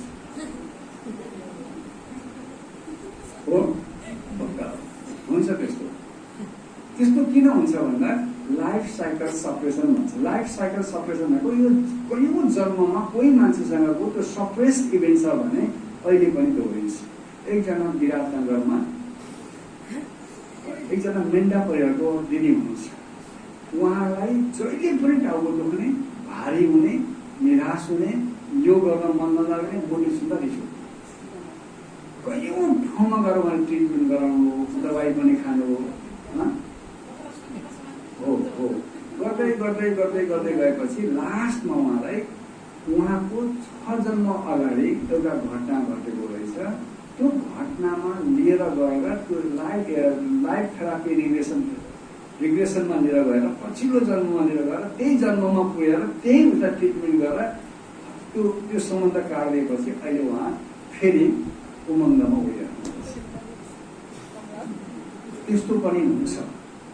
आवश्यकता पर्यो भने हामीले त्यो पनि गराउनु पर्ने स्थिति आउँछ। त्यसको पछिल्ला दिनमा अलि म गहिराइमा गएपछि यो रिग्रेसन थेरापीको विषयमा कुरा गरौँ। अघिल्लो जन्ममा लिएर गएर हामीले उसलाई रिग्रेसन गर्ने, ट्रिटमेन्ट गर्ने। नेक्स्ट अब हेर्नुहोस् है, रिग्रेसनको 3टा सिचुएसन, 3टा अवस्था हुन्छ। सप्रेसनको 3टा अवस्था हुन्छ। पहिलो अवस्थालाई भन्छ expectation based on belief. Expectation based on belief भनेको विश्वासको आधारमा बनेको अपेक्षा। मेरो सासू यस्तो पक्कै पनि हुनुहुन्न होला, या मेरो निमित्त यस्तो हुनुहुन्न होला, या मेरो सेवा साथी यस्तो हुनुहुन्न होला भनेर जति त्यो अपेक्षाको मात्रा बढी हुन्छ त्यति नै मान्छे सप्रेसनमा पुग्न सक्ने सम्भावना बढी हुन्छ। अलिक ध्यान दिएर सुन्नुहोस्। सप्रेसनको मूल जडो भनेको अपेक्षा। के भनेले? अपेक्षा। त्यो विश्वासको आधारमा बनेको अपेक्षालाई पूरा गर्न सकेन भने ठ्याक्कै मान्छे सप्रेसनमा जान्छ। के सोचेको थिएँ, के भयो तिमीले, के भनेर आएको थिएँ, आदि आदि। यो एक्सपेक्टेसनको आधारमा बनेको अपेक्षालाई पूरा गर्न सकिएन भने अब त्यो मान्छेलाई हट हुन्छ या ह्याटेड हुन्छ। हट अर ह्याटेड भनेको कि त चित्त दुख्छ, चित्त दुखाउने ठाउँ रहेन भने घृणा गर्न थालिहाल्छ। बरु म एक्लै बस्छु, यसमा त म ज्यान गए बस्दिनँ, यसमा बस्नु पर्यो भने त बरु म यात्रै छोडिदिन्छु, सिधै लुगा छोडिदिन्छु। यहाँसम्म मान्छे पुग्छ। त्यसलाई भन्छ अङ्ग्रेजीमा ह्याट्रेड। एउटा हट, अर्को ह्याट्रेड। त्यो के को आधारमा? एक्सपेक्टेसनको आधारमा। अलिक म मनोवैज्ञानिक कुरा गर्दैछु है, सधैँ म यो गर्दिनँ, अलिक ध्यान दिएर सुनि नै राख्नु भएको छ। अरू एकछिन सुन्नु। एक्सपेक्टेसनको भोल्युम बढी भयो भने कि त मान्छेलाई चित्त दुख्छ, चित्त दुखाउने ठाउँ पनि रहेन भने अब अरूलाई घृणा गर्न थाल्छ। घृणा भनेको अपेक्षाको लेभलबाट बनेको सप्रेसनको लक्षण हो। कसैलाई कोही देख्दा घृण लाग्छ, दिक्क लाग्छ, नजिकै पर्न मन लाग्दैन, देख्दै रिस उठ्छ भने बुझ्नु यो मान्छे मेन्टल डिसअर्डर छ, सप्रेसनको रोग।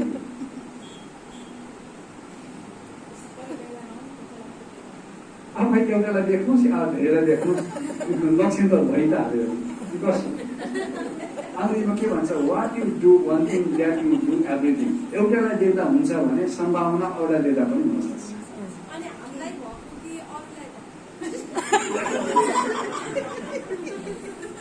दुइटै हुन सक्छ। अब स्टेप हेर्नुहोस् है, एक्सपेक्टेसन मिट भएन, हट र ह्याट्रेड पनि बढ्दै जान थाल्यो भने हेल्पलेसनेस। अब उसले के ठान्छ, मलाई कसैले पनि सहयोग गरिराख्या सब स्वार्थी रहेछ। बाबा एकजना बहिनीले भन्नुभयो मलाई त खै बाबाले गर्दा पनि ढोक चल्यो किन भनेको चिन्ता क्यों करती हो बेटी मै बैठा हूँ बसिरहने बाउसँग कसरी व्यवहार हुन्छ भन्छ आफूलाई दौडेर भ्यासेन बाबा बैठाउँ भन्छ बाबा पनि हिँड्ने भए दौड्ने भए पो व्यवहार चल्थ्यो बैठा हुनु भन्नुहुन्छ आफूलाई नदौडी भएको छैन कता कुरा सुन्न पाइन्छ अब तपाईँले तपाईँको साथीलाई मलाई कोही सहयोग गर्नेवाला छैनन् भन्ने मान्छेले भोलि यस्तो भोलुम बढ्दै जान्छ यसरी मात्रा बढ्दै जान्छ उसले भगवानलाई पनि आउन ठहर भन्छ भगवान तिमीले पनि मलाई सहयोग गरेमा गरेनौ पछि सहयोग गरेर केही काम पनि छैन त्यसरी त मैले अघि भने एउटालाई कसरी व्यवहार गर्नु भएको छ भन्ने कुराले बाँकी अरू कसैलाई व्यवहार बाँकी अरू कसलाई कसरी व्यवहार गर्नुहुन्छ भन्ने कुरा त्यहीबाट थाहा भइहाल्छ हेल्पलेसनेस मलाई सहयोग गरेनन् भन्यो भने कसैले आएर हेर्नुहोस् न बहिनी मेरो त घरमा आमाले पनि सहयोग गर्नुहुन्न बुवाले पनि सहयोग गर्नुहुन्न बिहानमा चल्न खोजेको मलाई चल्नै दिँदैनन् मेरो युगले साथ दिँदैन मेरो छोराले साथ दिँदैन भन्यो भने अब तपाईँ साइकोलोजिकल डक्टरले बुझ्नु पर्यो यो मान्छेलाई सप्रेसनको पहिलो स्टेपबाट बुझिराखेको छ यसको एक्सपेक्टेसन धेरै रहेछ एक्सपेक्टेसन धेरै नभएपछि यसलाई हर्ट भएपछि यसले आफूलाई हेल्पलेसनेस फिल गर्न थालेछ भन्ने कुरा बुझ्नु पर्यो क्या शब्द नै समाएर व्यवहार शब्दसँग खेल्न पर्यो शब्दसँग खेल्ने विज्ञानलाई भन्छ लिङ्ग्विस्टिक हाम्रो हतियार भनेको लिङ्ग्विस्टिक हो ल्याङ्ग्वेज हो तपाईँको काउन्सिलिङ गर्न आउने मान्छेले के बोल्दैछ भन्ने कुरा एउटा शब्द बोलेपछि ट्याक्क समातेर अरू कुराको ट्रिटमेन्ट गर्नु पर्यो पहिला कसैमा भात पकाउँदाखेरि आमाहरूले एउटा दुईवटा सिता त्यसरी छामेपछि बाँकी सबै खाना कस्तो छ भन्ने कुरा थाहा पाउनुहुन्छ कि कसो अब अहिले त प्रेसर कुकरमा पाक्छ न छाम्न पर्छ न थाहा पाइन्छ हाम्रो ज्ञान मात्रै प्रेसर कुकर खाना खोज्छ छाम्नै पाइँदैन छाम्ने ज्ञान पनि भएन त्यसैले हेल्पलेसनेस हुन्छ है अब सेकेन्ड स्टेप भनेको सप्रेसनको दोस्रो लेभलमा पुगेको मान्छेको लक्षण के हुन्छ पहिलो त मैले भने उसको एक्सपेक्टेसन बढी हुन्छ मिट हुँदैन हर्ट हुन्छ हर्ट भएपछि उसलाई हेल्पलेसनेस हुन्छ अब त्यो पनि स्टेप पार गरेपछि सेकेन्ड स्टेपमा आएपछि उसलाई के हुन्छ background auto processing with the emotions भनेको सेकेन्ड स्टेपको सप्रेसनमा आएपछि विगतको घटनालाई उसले दोहोऱ्याएको त्यही कुरा गरेर यसरी घटना घटिरहेको बारम्बार सुनाएको अटो प्रोसेसिङ भनेको रोक्नै नसक्ने आफू आयो यो गर्न बस्दा पनि आएको छ ज्ञान सुन्न बस्दा पनि आएको छ सुत्न खोजे पनि आएको छ यस्तो अवस्थामा पुग्यो भने म सप्रेसनको दोस्रो चरणमा प्रवेश गरेँ यो अरूलाई मात्रै होइन मलाई पनि लागू हुन सक्छ एउटा निमित्तले राम्रै सोचेर काकै केही भनि त दियो मैले भन्नु पर्यो अरू पनि देख्नु भएन कस्तो दिनमा आएछ त्यसै पर्वत कति दिनसम्म खाँदै भोकले भुतु भइसक्यो आउन खाना किन भोक लाग्दैन अहिले त निमित्त सैलानु पो त देता नाच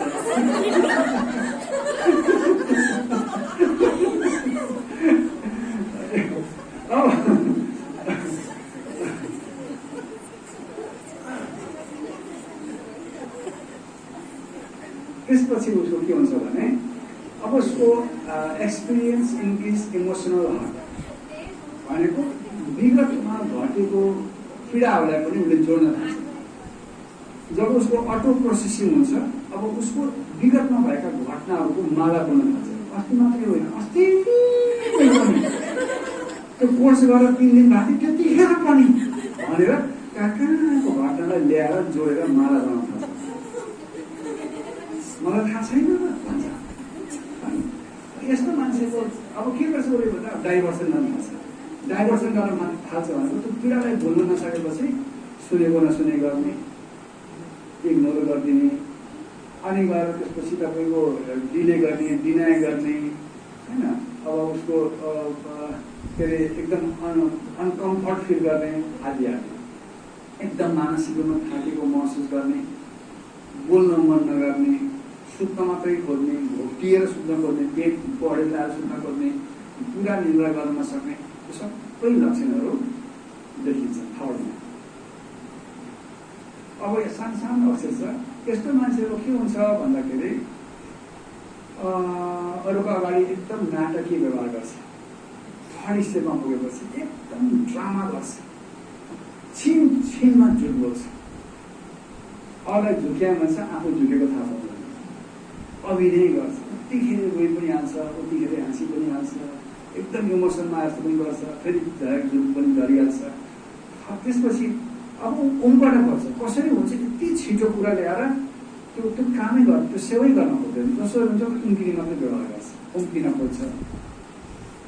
तेस्रोमा बाह्यमुखी, एकदम बाह्यमुखी हुने, उसलाई त्यो एकदम कसरी बाह्यमुखीको विषयमा गर्दा यस्तो बाह्यमुखी भएपछि के हुन्छ भने सानो सानो कुरामा बहानाबाजी गर्ने, फेसबुक बढी चलाउने, मोबाइल नभई सुत्नै नसक्ने, केही न केही नलगाएर नबजाएसम्म निन्दै नपर्ने, एक छिन पनि त्यो मोबाइल बिना त जिन्दगी नबित्ने, यो गर्न पर्दा पनि ह्यान्डकी रुमाल छोप्ने, त्यो नगरे पनि काठै हेरिहाल्छ, कस्तो पनि हुँदो रहेछ। नोटिफिकेसन त आउनै नहुने, यो गर्न बसेको छ, त्यो फेसबुकमा आएको नोटिफिकेसनको आवाज आउने बित्तिकै हेरिहाल्नु पर्ने, त्यो पनि एउटा सप्रेसनको बढ्दो लेभल हो। बहानाबाजी गर्ने, अनि गएर आत्मग्लानीको भावनाबाट ग्रसित हुने आदि आदि। अब अर्को बढ्नु गयो, असल सानो देख्दैन। अब के मलाई पनि सप्रेसन छ त, अहिले त हामीले अरूलाई भन्यौँ, सिकायौँ, यस्तो यस्तो यस्तो यस्तो यस्तो हुन्छ भनेर। अब दिलमा हात राखेर आफैलाई सोध्नुपर्ने छ। यी सबै कुरा सुन्दै गर्दा कहीँ म पनि सप्रेसनको शिकार त भएको छैन। सप्रेसनको शिकार छु भने यस्ता मान्छेहरू आफ्नो भावना खुलेर बोल्न सक्दैन। यदि मैले निमित्तसँग या सम्बन्धित मान्छेसँग दिल फुकाएर आफ्नो कुरा राख्न सक्दिनँ, डकस लाग्छ, डर लाग्छ, निमित्त भनेपछि भागैले झन्डा जस्तो फिल हुन्छ भने बुझ्नु म पनि त्यसको शिकार भएछु। सेकेन्डमा छ दैहिक भावनाको शिकार। एकदम धेरै सिँगार गर्न पर्छ, ऐना बढी हेर्छ, मिरर बढी हेर्छ यस्ता मान्छे। अब यो कुराबाट त बाबाले हामीलाई उहिले अपरेसन गरिदिनु हो, त्यति साह्रो गर्नु पर्दैन, लाउने कुरो पनि के नै छ र के नै हुन्छ। दुनियाँकी मान्छेहरू यतै लिपस्टिक, उतै पाउडर, उतै के उतै यसो उतै उसो, बढी मान्छेहरू बढी कन्सियसनेस हुन्छ, दैहिक कुराबाट ग्रसित हुन्छ। थर्डमा छ अति संवेदनशीलका कारण सानो कुरामा पनि रोइहाल्छ, रुन मन लाग्छ। मलाई त देखिपछि मन भइहाल्छ, रोयो, कहाँ के कुरा दबेर बजाएको छ, त्यो लक्षण हो त्यो बढी आँसु बजाउनु। अनि अरूले मलाई कसरी जज गर्छन् भन्ने डर।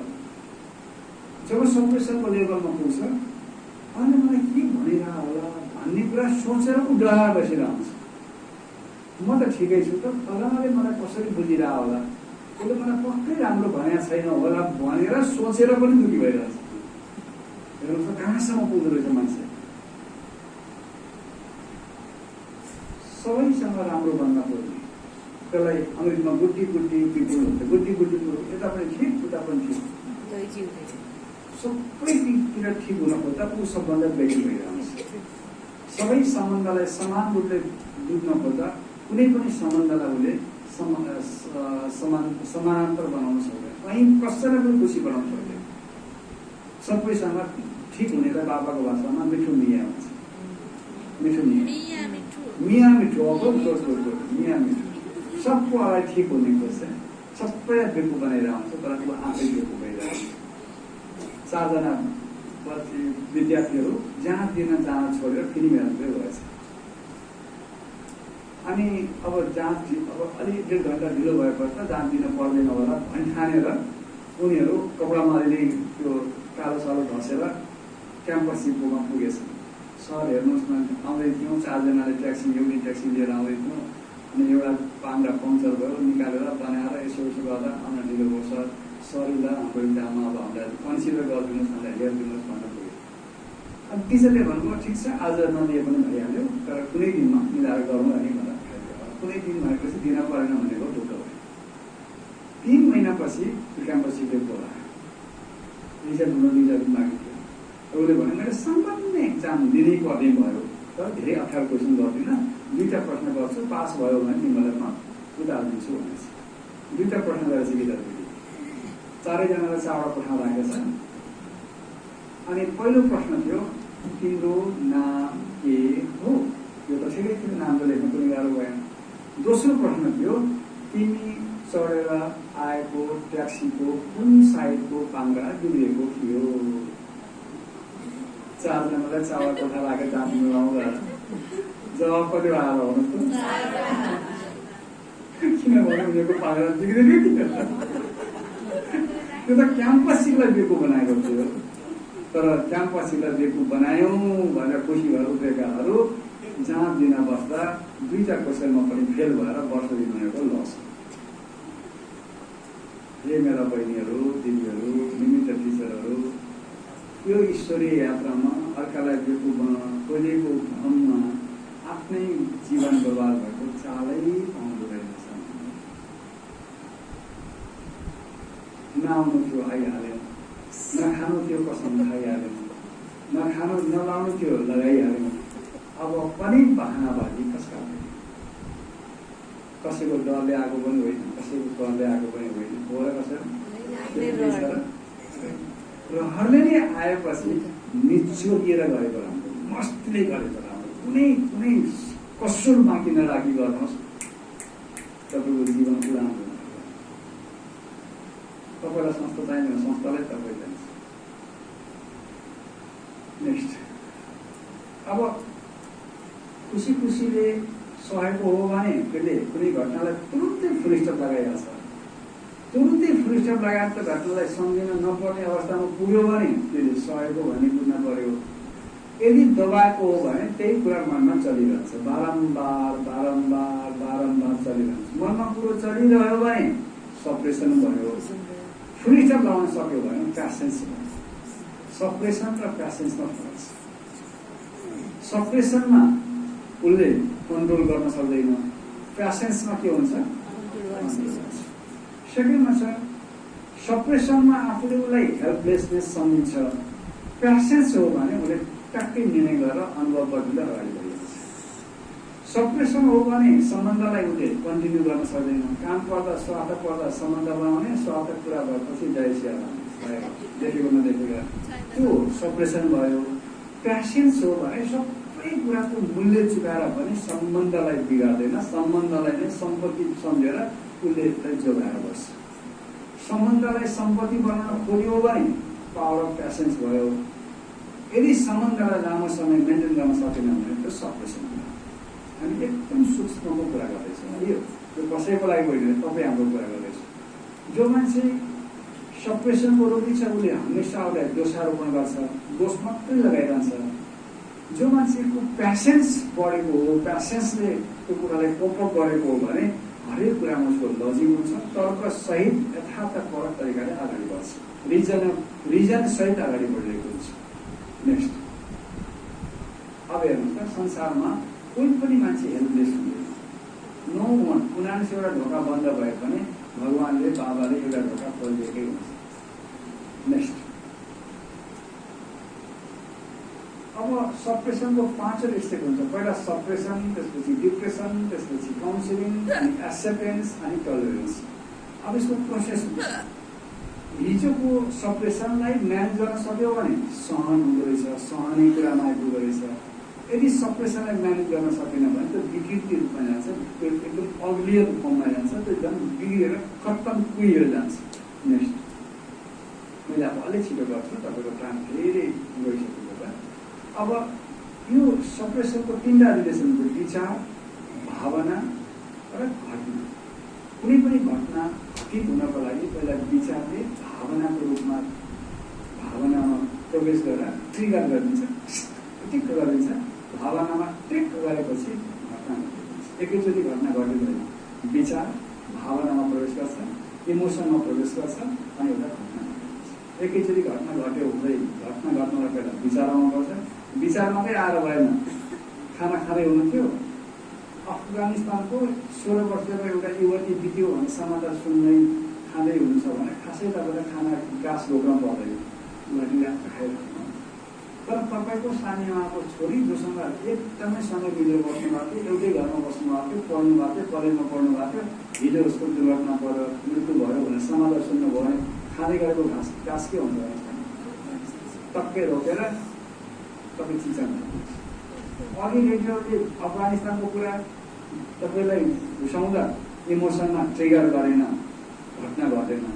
अहिले त्यो विचार इमोसनमा ट्रिगर गरेर ठ्याक्क हातै रोकियो। घटनाको अगाडि इमोसन हुन्छ, इमोसनको अगाडि विचार हुन्छ। अब how to deal with the suppression? त्यो सप्रेसनलाई कसरी डिल गर्ने? मनमा घाउ रहेछ, घाउ मेरो पनि छ, तपाईँको पनि घाउ छ, म पनि त्यसलाई जित्ने कोसिस गर्दैछु, तपाईँले पनि जित्नुहोस् भनेर मैले जानेको कुरा सुनाउनु हुने किन? तपाईँ हामी त सैनिक हौँ। मानसिक द्वन्द्वबाट पीडित भएका मान्छेहरूलाई उपचार गर्नलाई भगवानले हामीलाई लगानी गरेका सैनिक हौँ। अब हामी सैनिकलाई आफ्नै लडाइँमा घाइते भइरहेका छौँ भने यो ठुलो समस्या हो। यसलाई कसरी डिल गर्ने त्यो छुट्टै फेरि च्याप्टर छ। मैले आज अहिले यतिसम्ममा ल्याएँ सप्रेसन भनेको के हो, सप्रेसन र प्यासेन्समा फरक के हुन्छ। प्यासेन्समा पनि दुईवटा बाटो छ, कम्प्रेसन हो कि अब विथ ल हो भन्नेसम्म पुग्नु। त्यसलाई कसरी डिल गर्ने, यसको उपचार के हो, यसको विषयमा अब फिजिकली भेट यसरी गर्न पाए धेरै नै रमाइलो हुन्थ्यो। समय पनि निकालेर भएन भने दिदीसँग मेरो होमवर्क दिएको छ, बेलुकाको 7:30 देखि 8:30 या 9:15 वर्षमा यस्तै नितान्त हामी आफूलाई पनि हुने र बुझिरहँदा भोलि अरूलाई पनि डिल गर्न सकिने। मैले अघि पनि एउटा टपिक भनेको थिएँ, स्पिरिचुअल लिङ्ग्विस्टिक साइकोलोजी। साइकोलोजीलाई बुझ्नको लागि भाषा चाहिन्छ, भाषाको लागि आध्यात्मको ज्ञान चाहिन्छ। आध्यात्म, भाषा र मनोविज्ञान यो तीनटा कुरालाई जोडेर मैले जे कुरा मास्टर्स डिग्रीमा गरेँ, पढेँ, त्यसको सर्टिफाइड भएँ, त्यसलाई सिम्पल भाषामा ज्ञानसँग जोडेर मैले अहिले बुझाउनु परेको छ। मलाई धेरै रिलिभ भएको छ, सहज बनाएको छ, सजिलो बनाएको छ। जस्तो सुकै परिस्थितिसँग पनि मुकाबिला गर्न अब म सक्ने भएको छु। त्यसको लागि मसँग ठोकिन आएको मान्छेको कुन साइकोलोजिकली उसले बोलिरहेछ भन्ने कुरा बुझ्न थालेपछि धेरै सजिलो हुँदो रहेछ। भित्तामा फोहोर टाँसिएको छ र ठोकिनु हो भने कपडामा टाँसिन्छ टाँसिँदैन हुन्छ। अब त्यो थाहा नपाएर गएर ठोकिएर टाँसिनु र यहाँ भित्तामा फोहोर छ भनेर थाहा पाउनुमा फरक छैन हो। म हजुरहरूलाई जे जानेको छु बाबाको कसरी सम्झेर बेला सेयर गर्नेछु, कसरी मान्छेसँग साइकोलोजिकली डिल गर्ने। किनभने हामी कहिले एक्लै पनि हिँड्नु परेर आउँछ, बस्नु पनि एक्लै हिँडेर आउनुपर्छ, कहिले रात बिरात पनि हिँड्नु परेर आउँछ। हामीलाई हेर्ने मान्छेको नजर सधैँभरि साथी हुन्छ भन्ने पनि छैन। यस्तो मान्छेहरूसँग उनीहरूले बोल्नुभन्दा अगाडि, आउनुभन्दा अगाडि नै त्यो भाषा कसरी बुझ्ने भन्ने विषयमा लिँदाखेरि हामी सबैले समय निकाल्न म हजुरहरूलाई यो नलेज इन्भेस्टमेन्ट गर्न तयार छु। यसले अवश्य पनि हेल्प गर्छ। हजुरहरू आफूले जे जान्नुभएको छ धेरै राम्रो, यसमा अझै थपथाप भयो भने हस् हुन्छ। Thank you very much. पनि कोही कसैलाई पनि जिज्ञासा छ? अब पब्लिकसँग जाँदाखेरि तपाईँ हामीलाई मन परेको कुराले मात्रै मान्छेलाई छुँदैन। एउटा ध्यान दिएर सुन्नुहोस् है। माझीले माछा मार्न जाँदा माझी दाइलाई मन पर्ने जाम रोटी खाएर माछा फस्दैन। माछा फसाउन छ भने माछालाई मन पर्ने गडेउला पनि हाल्न जान्न पर्दो रहेछ। एउटा माझीले दिनभरि बल्छी लगाएछ, बेलुका आउँदा जहिले पनि फर्केर आउँदो रहेछ। यतिकै किन फर्केर आयो भन्दा खै दिनभरि बल्छी त लगाएको हो, भोक लागेर मैले जाम रोटी खाएर पनि दिन बिताएकै हो, माछा फसेन भन्छ। किन फसेन भनेर बुझ्दै गएको त त्यो माछालाई मन पर्ने गडेउले हाल्न मिल्दो रहेछ। बल्छी मात्रै हाल्यो त माछा त फस्दैन। अब हामीमा अलिकति न्युनेस भएन, मान्छेको भावनाको ट्रिक बुझ्न सकेन, ग्यासको ट्रिक बुझेन भने ग्यास्ट्रिक हुन्छ, रिलेसनको पनि ट्रिक बुझेन भने मान्छेलाई डिप्रेसन हुन्छ। त्यो ट्रिक बुझ्नलाई के गर्न सकिन्छ होला भन्ने विषयमा तपाईँले मसँग खुलेर भन्न सेयर गर्न अप्ठ्यारो पनि नहुने र मलाई पनि घरकै बहिनीहरूलाई सेयर गर्दाखेरि सजिलो हुने भन्नाले अब मान्छेको आँखा हेरेर त्यसको मनमा के कुरा चलेको छ भन्ने थाहा पाउने विज्ञान, जसलाई साइकोलोजिकल लिङ्ग्विस्टिक साइकोलोजी भने मैले मनोवैज्ञानिक आध्यात्मिक मनोविज्ञानसँग सम्बन्धित केही कुराहरू यहाँहरूको बिचमा सेयरिङ गर्नेछु। दिदीले तर समय निकाल्नुहुनेछ, कहिले गर्ने फेरि आपसमा सल्लाह गर्नु होला। 1-1.5 घन्टाको समय 10-15 दिन जति गऱ्यो भने हामीले पनि धेरै कुरा थाहा पाउँछौँ र यस्ता कुराहरू धेरै कुराहरू बाबाले अव्यक्त बाणीमा इसारा गर्नुभएको हुन्छ। त्यही कुरालाई अलिअलि मैले तपाईँले बुझ्ने भाषामा भनिदिएँ भने भोलि अव्यक्त बाणी गर्दा यस्तो भन्नुभएको रहेछ ट्याली गर्न सकिँदो हुन्छ। हस्, हुन्छ, मजा आयो? कति मजा आयो? पालि जाँदा देखाउनु मजा आयो। कसैलाई पनि जिज्ञासा छ? यो बिचमा केही सोध्न मन लागेको छ? हजुर, म सधैँ तयार छु। आज कति बोल्यो भने फेरि बिहान पनि उठ्नुपर्छ। एनिवे भोलि बोल्नु प्रोग्राम छ, 7 बजी सुरु गर्न पाएको भए अझै धेरै अगाडि जान सकिन्छ। यसको 6-7वटा च्याप्टर छ, यो आजै सकिँदा पनि सकिँदैन, फेरि यसलाई स्लोली अगाडि जाँदा। आज हामीले एउटा दुईवटा कुरा बुझ्यौँ, सप्रेसन भन्ने बुझ्यौँ। हो, त्यसलाई यो पास्ट रिग्रेसन थेरापी भन्छ। त्यसलाई हिप्नोलाइज गराएर मान्छेलाई जन्म अगाडि गएर खुब घटनामा त्यहाँ ऊ गरेर अडेकिन्छ, त्यही गरेर अवश्य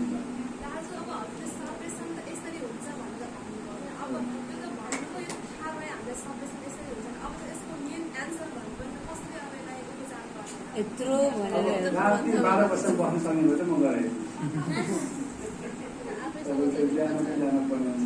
आज हामीले ब्याकग्राउन्ड बुझ्यौँ, मैले तपाईँलाई के गर्न खोजेको भन्ने कुरा। हामीलाई स्कुलमा कलेजमा बोलाउँछन् चाहिँ बहिनीहरू, अनि हामीलाई के गराइदिनुहोस् न भन्छन्। आत्मा परमात्माको कुरा गर्नु बुझ्दैनन्, बच्चाहरूलाई कन्ट्रोलै गर्न सकिँदैन। अनि त्यो कन्ट्रोल नगरेपछि जसरी फर्केर स्कुलमा बोलाउँदैनन्, कलेजमा बोलाउँदैनन्, अनि घरमा यत्तिकै बसिराखेर टाइम बितेर आउँछ। त्यो विद्यार्थीहरूलाई दिने विषयवस्तुहरू त्यस्तै खालको टपिक्स थाहा पाइयो र त्यसको अलिअलि व्याख्यान गर्न सक्यो भने तपाईँलाई सेवा गरेर हुनै नसक्ने गरी सेवा पाउनुहुन्छ। हामीसँग त्यो पस्कने चिज भएन। कोही पाहुना आयो भने मिठो मिठो तरकारी पकाएर खाना पकाएर बनाउँदै पकाएर खाना पाउन सिक्नु हो।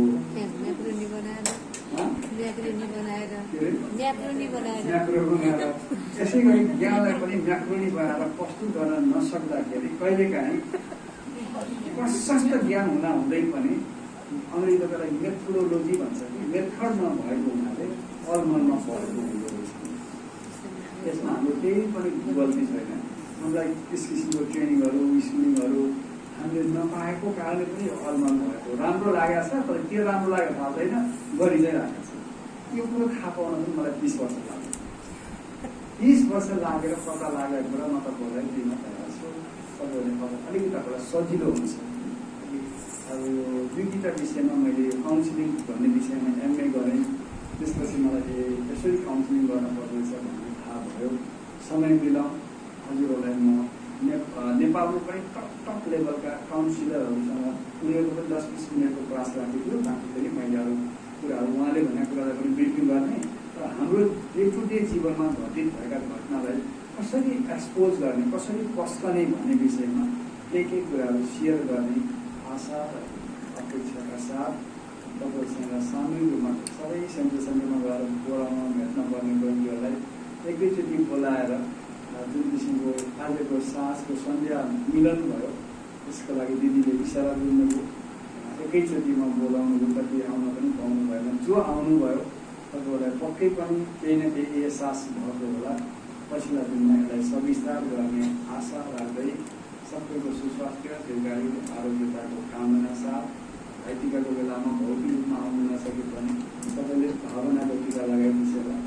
एकपल्ट कहिले मौका मिल्छ दिदीसँग रिक्वेस्ट छ, तर कोही पनि देशमा बस्ने आमा दिदी बहिनीहरू या हाम्रै भाइहरू पनि त्यसलाई हामी आश्रममा राख्नलाई हामीसँग धेरै ठुलो भवन पनि हुँदैन। एउटा 2 कोठा 3 कोठा हुन्छ, आफै इलेक्ट्रिकल भइराखेको हुन्छ। अलिकति शरीरले साथ नदिएपछि न घरको न घाटको हुँदा चाहिँ कहीँको पनि नभएर दुःखी भएर बसेको धेरै आमाहरूसँग ठोकिएको नाताले यो न्याय कम भयो भन्ने लागेर जस्तोसुकै मूल्य चुकाउन परे पनि चुकाएर भए पनि व्यस्तमा बस्ने बाबाका अनन्य रत्न आमाहरू दिदीहरू बहिनीहरूलाई एउटा वासस्थान बनाइदिन पर्यो भन्ने ठानेर भन्नु भने 7 करोड जतिको लागतमा 40वटा कोठाको 140सम्मको बस्न मिल्ने एउटा बिल्डिङ बनाएर अब त्यसको अन्तिम चरणतिर पुगिराखेको छ। त्यसलाई हामी बनाउँदैछौँ। त्यो भवनसम्म यहाँहरू सबैलाई एक प्रकार पाउ राखिदिन पनि अनुरोध गर्दै दिदीसँग विशेष अनुरोध गर्दै सबै भाइ बहिनी आमाहरू हामीले अलिकति पाल्न दिनको लागि ठाउँको कारणले उहाँहरू अलपत्र परेको जस्तो महसुस भएको बेलामा सम्झिनु होला। जो पहिला पनि हामी त्यहाँ राखेर सेवा दिने रहर गरेका छौँ। हुनेले नहुनेलाई सहयोग गर्ने छ भने सेवामा लगाउन स्वागत छ, भाग्य बन्छ। छैन भने पनि आर्थिक कारणले गर्दा बस्न नपाएर भोलि फेरि बाबाकै हात छोड्न नपरोस् भन्ने हेतुले मधुबनमा त अब शिवमणि होम पनि छ, भित्र पनि अहिले बनाएको छ। नदीको किनारको भवनलाई पनि वृद्धाश्रम बनाउने भनेर एक सोच बनाएको छ। त्यो त हामी आश्रमवासीका लागि भयो, तर घरवासीका लागि पनि कसैले त्यो सोच दिनुपर्छ होला भन्ने ठानेर सुरुवात भएको छ। कुनै आमाहरूलाई सहयोग गर्न पर्ने ठान्नुभयो भने विधि मार्फत जानकारी गराउनु पठाइदिनु होला। हामी सबैले मिलेर उहाँको कल्याण गरौँ। बाबा भन्दा भन्दै उहाँको जीवन छुटोस्, त्यहाँ पाउनुहोस्, त्यसमा हाम्रो पनि जिम्मेवारी हो।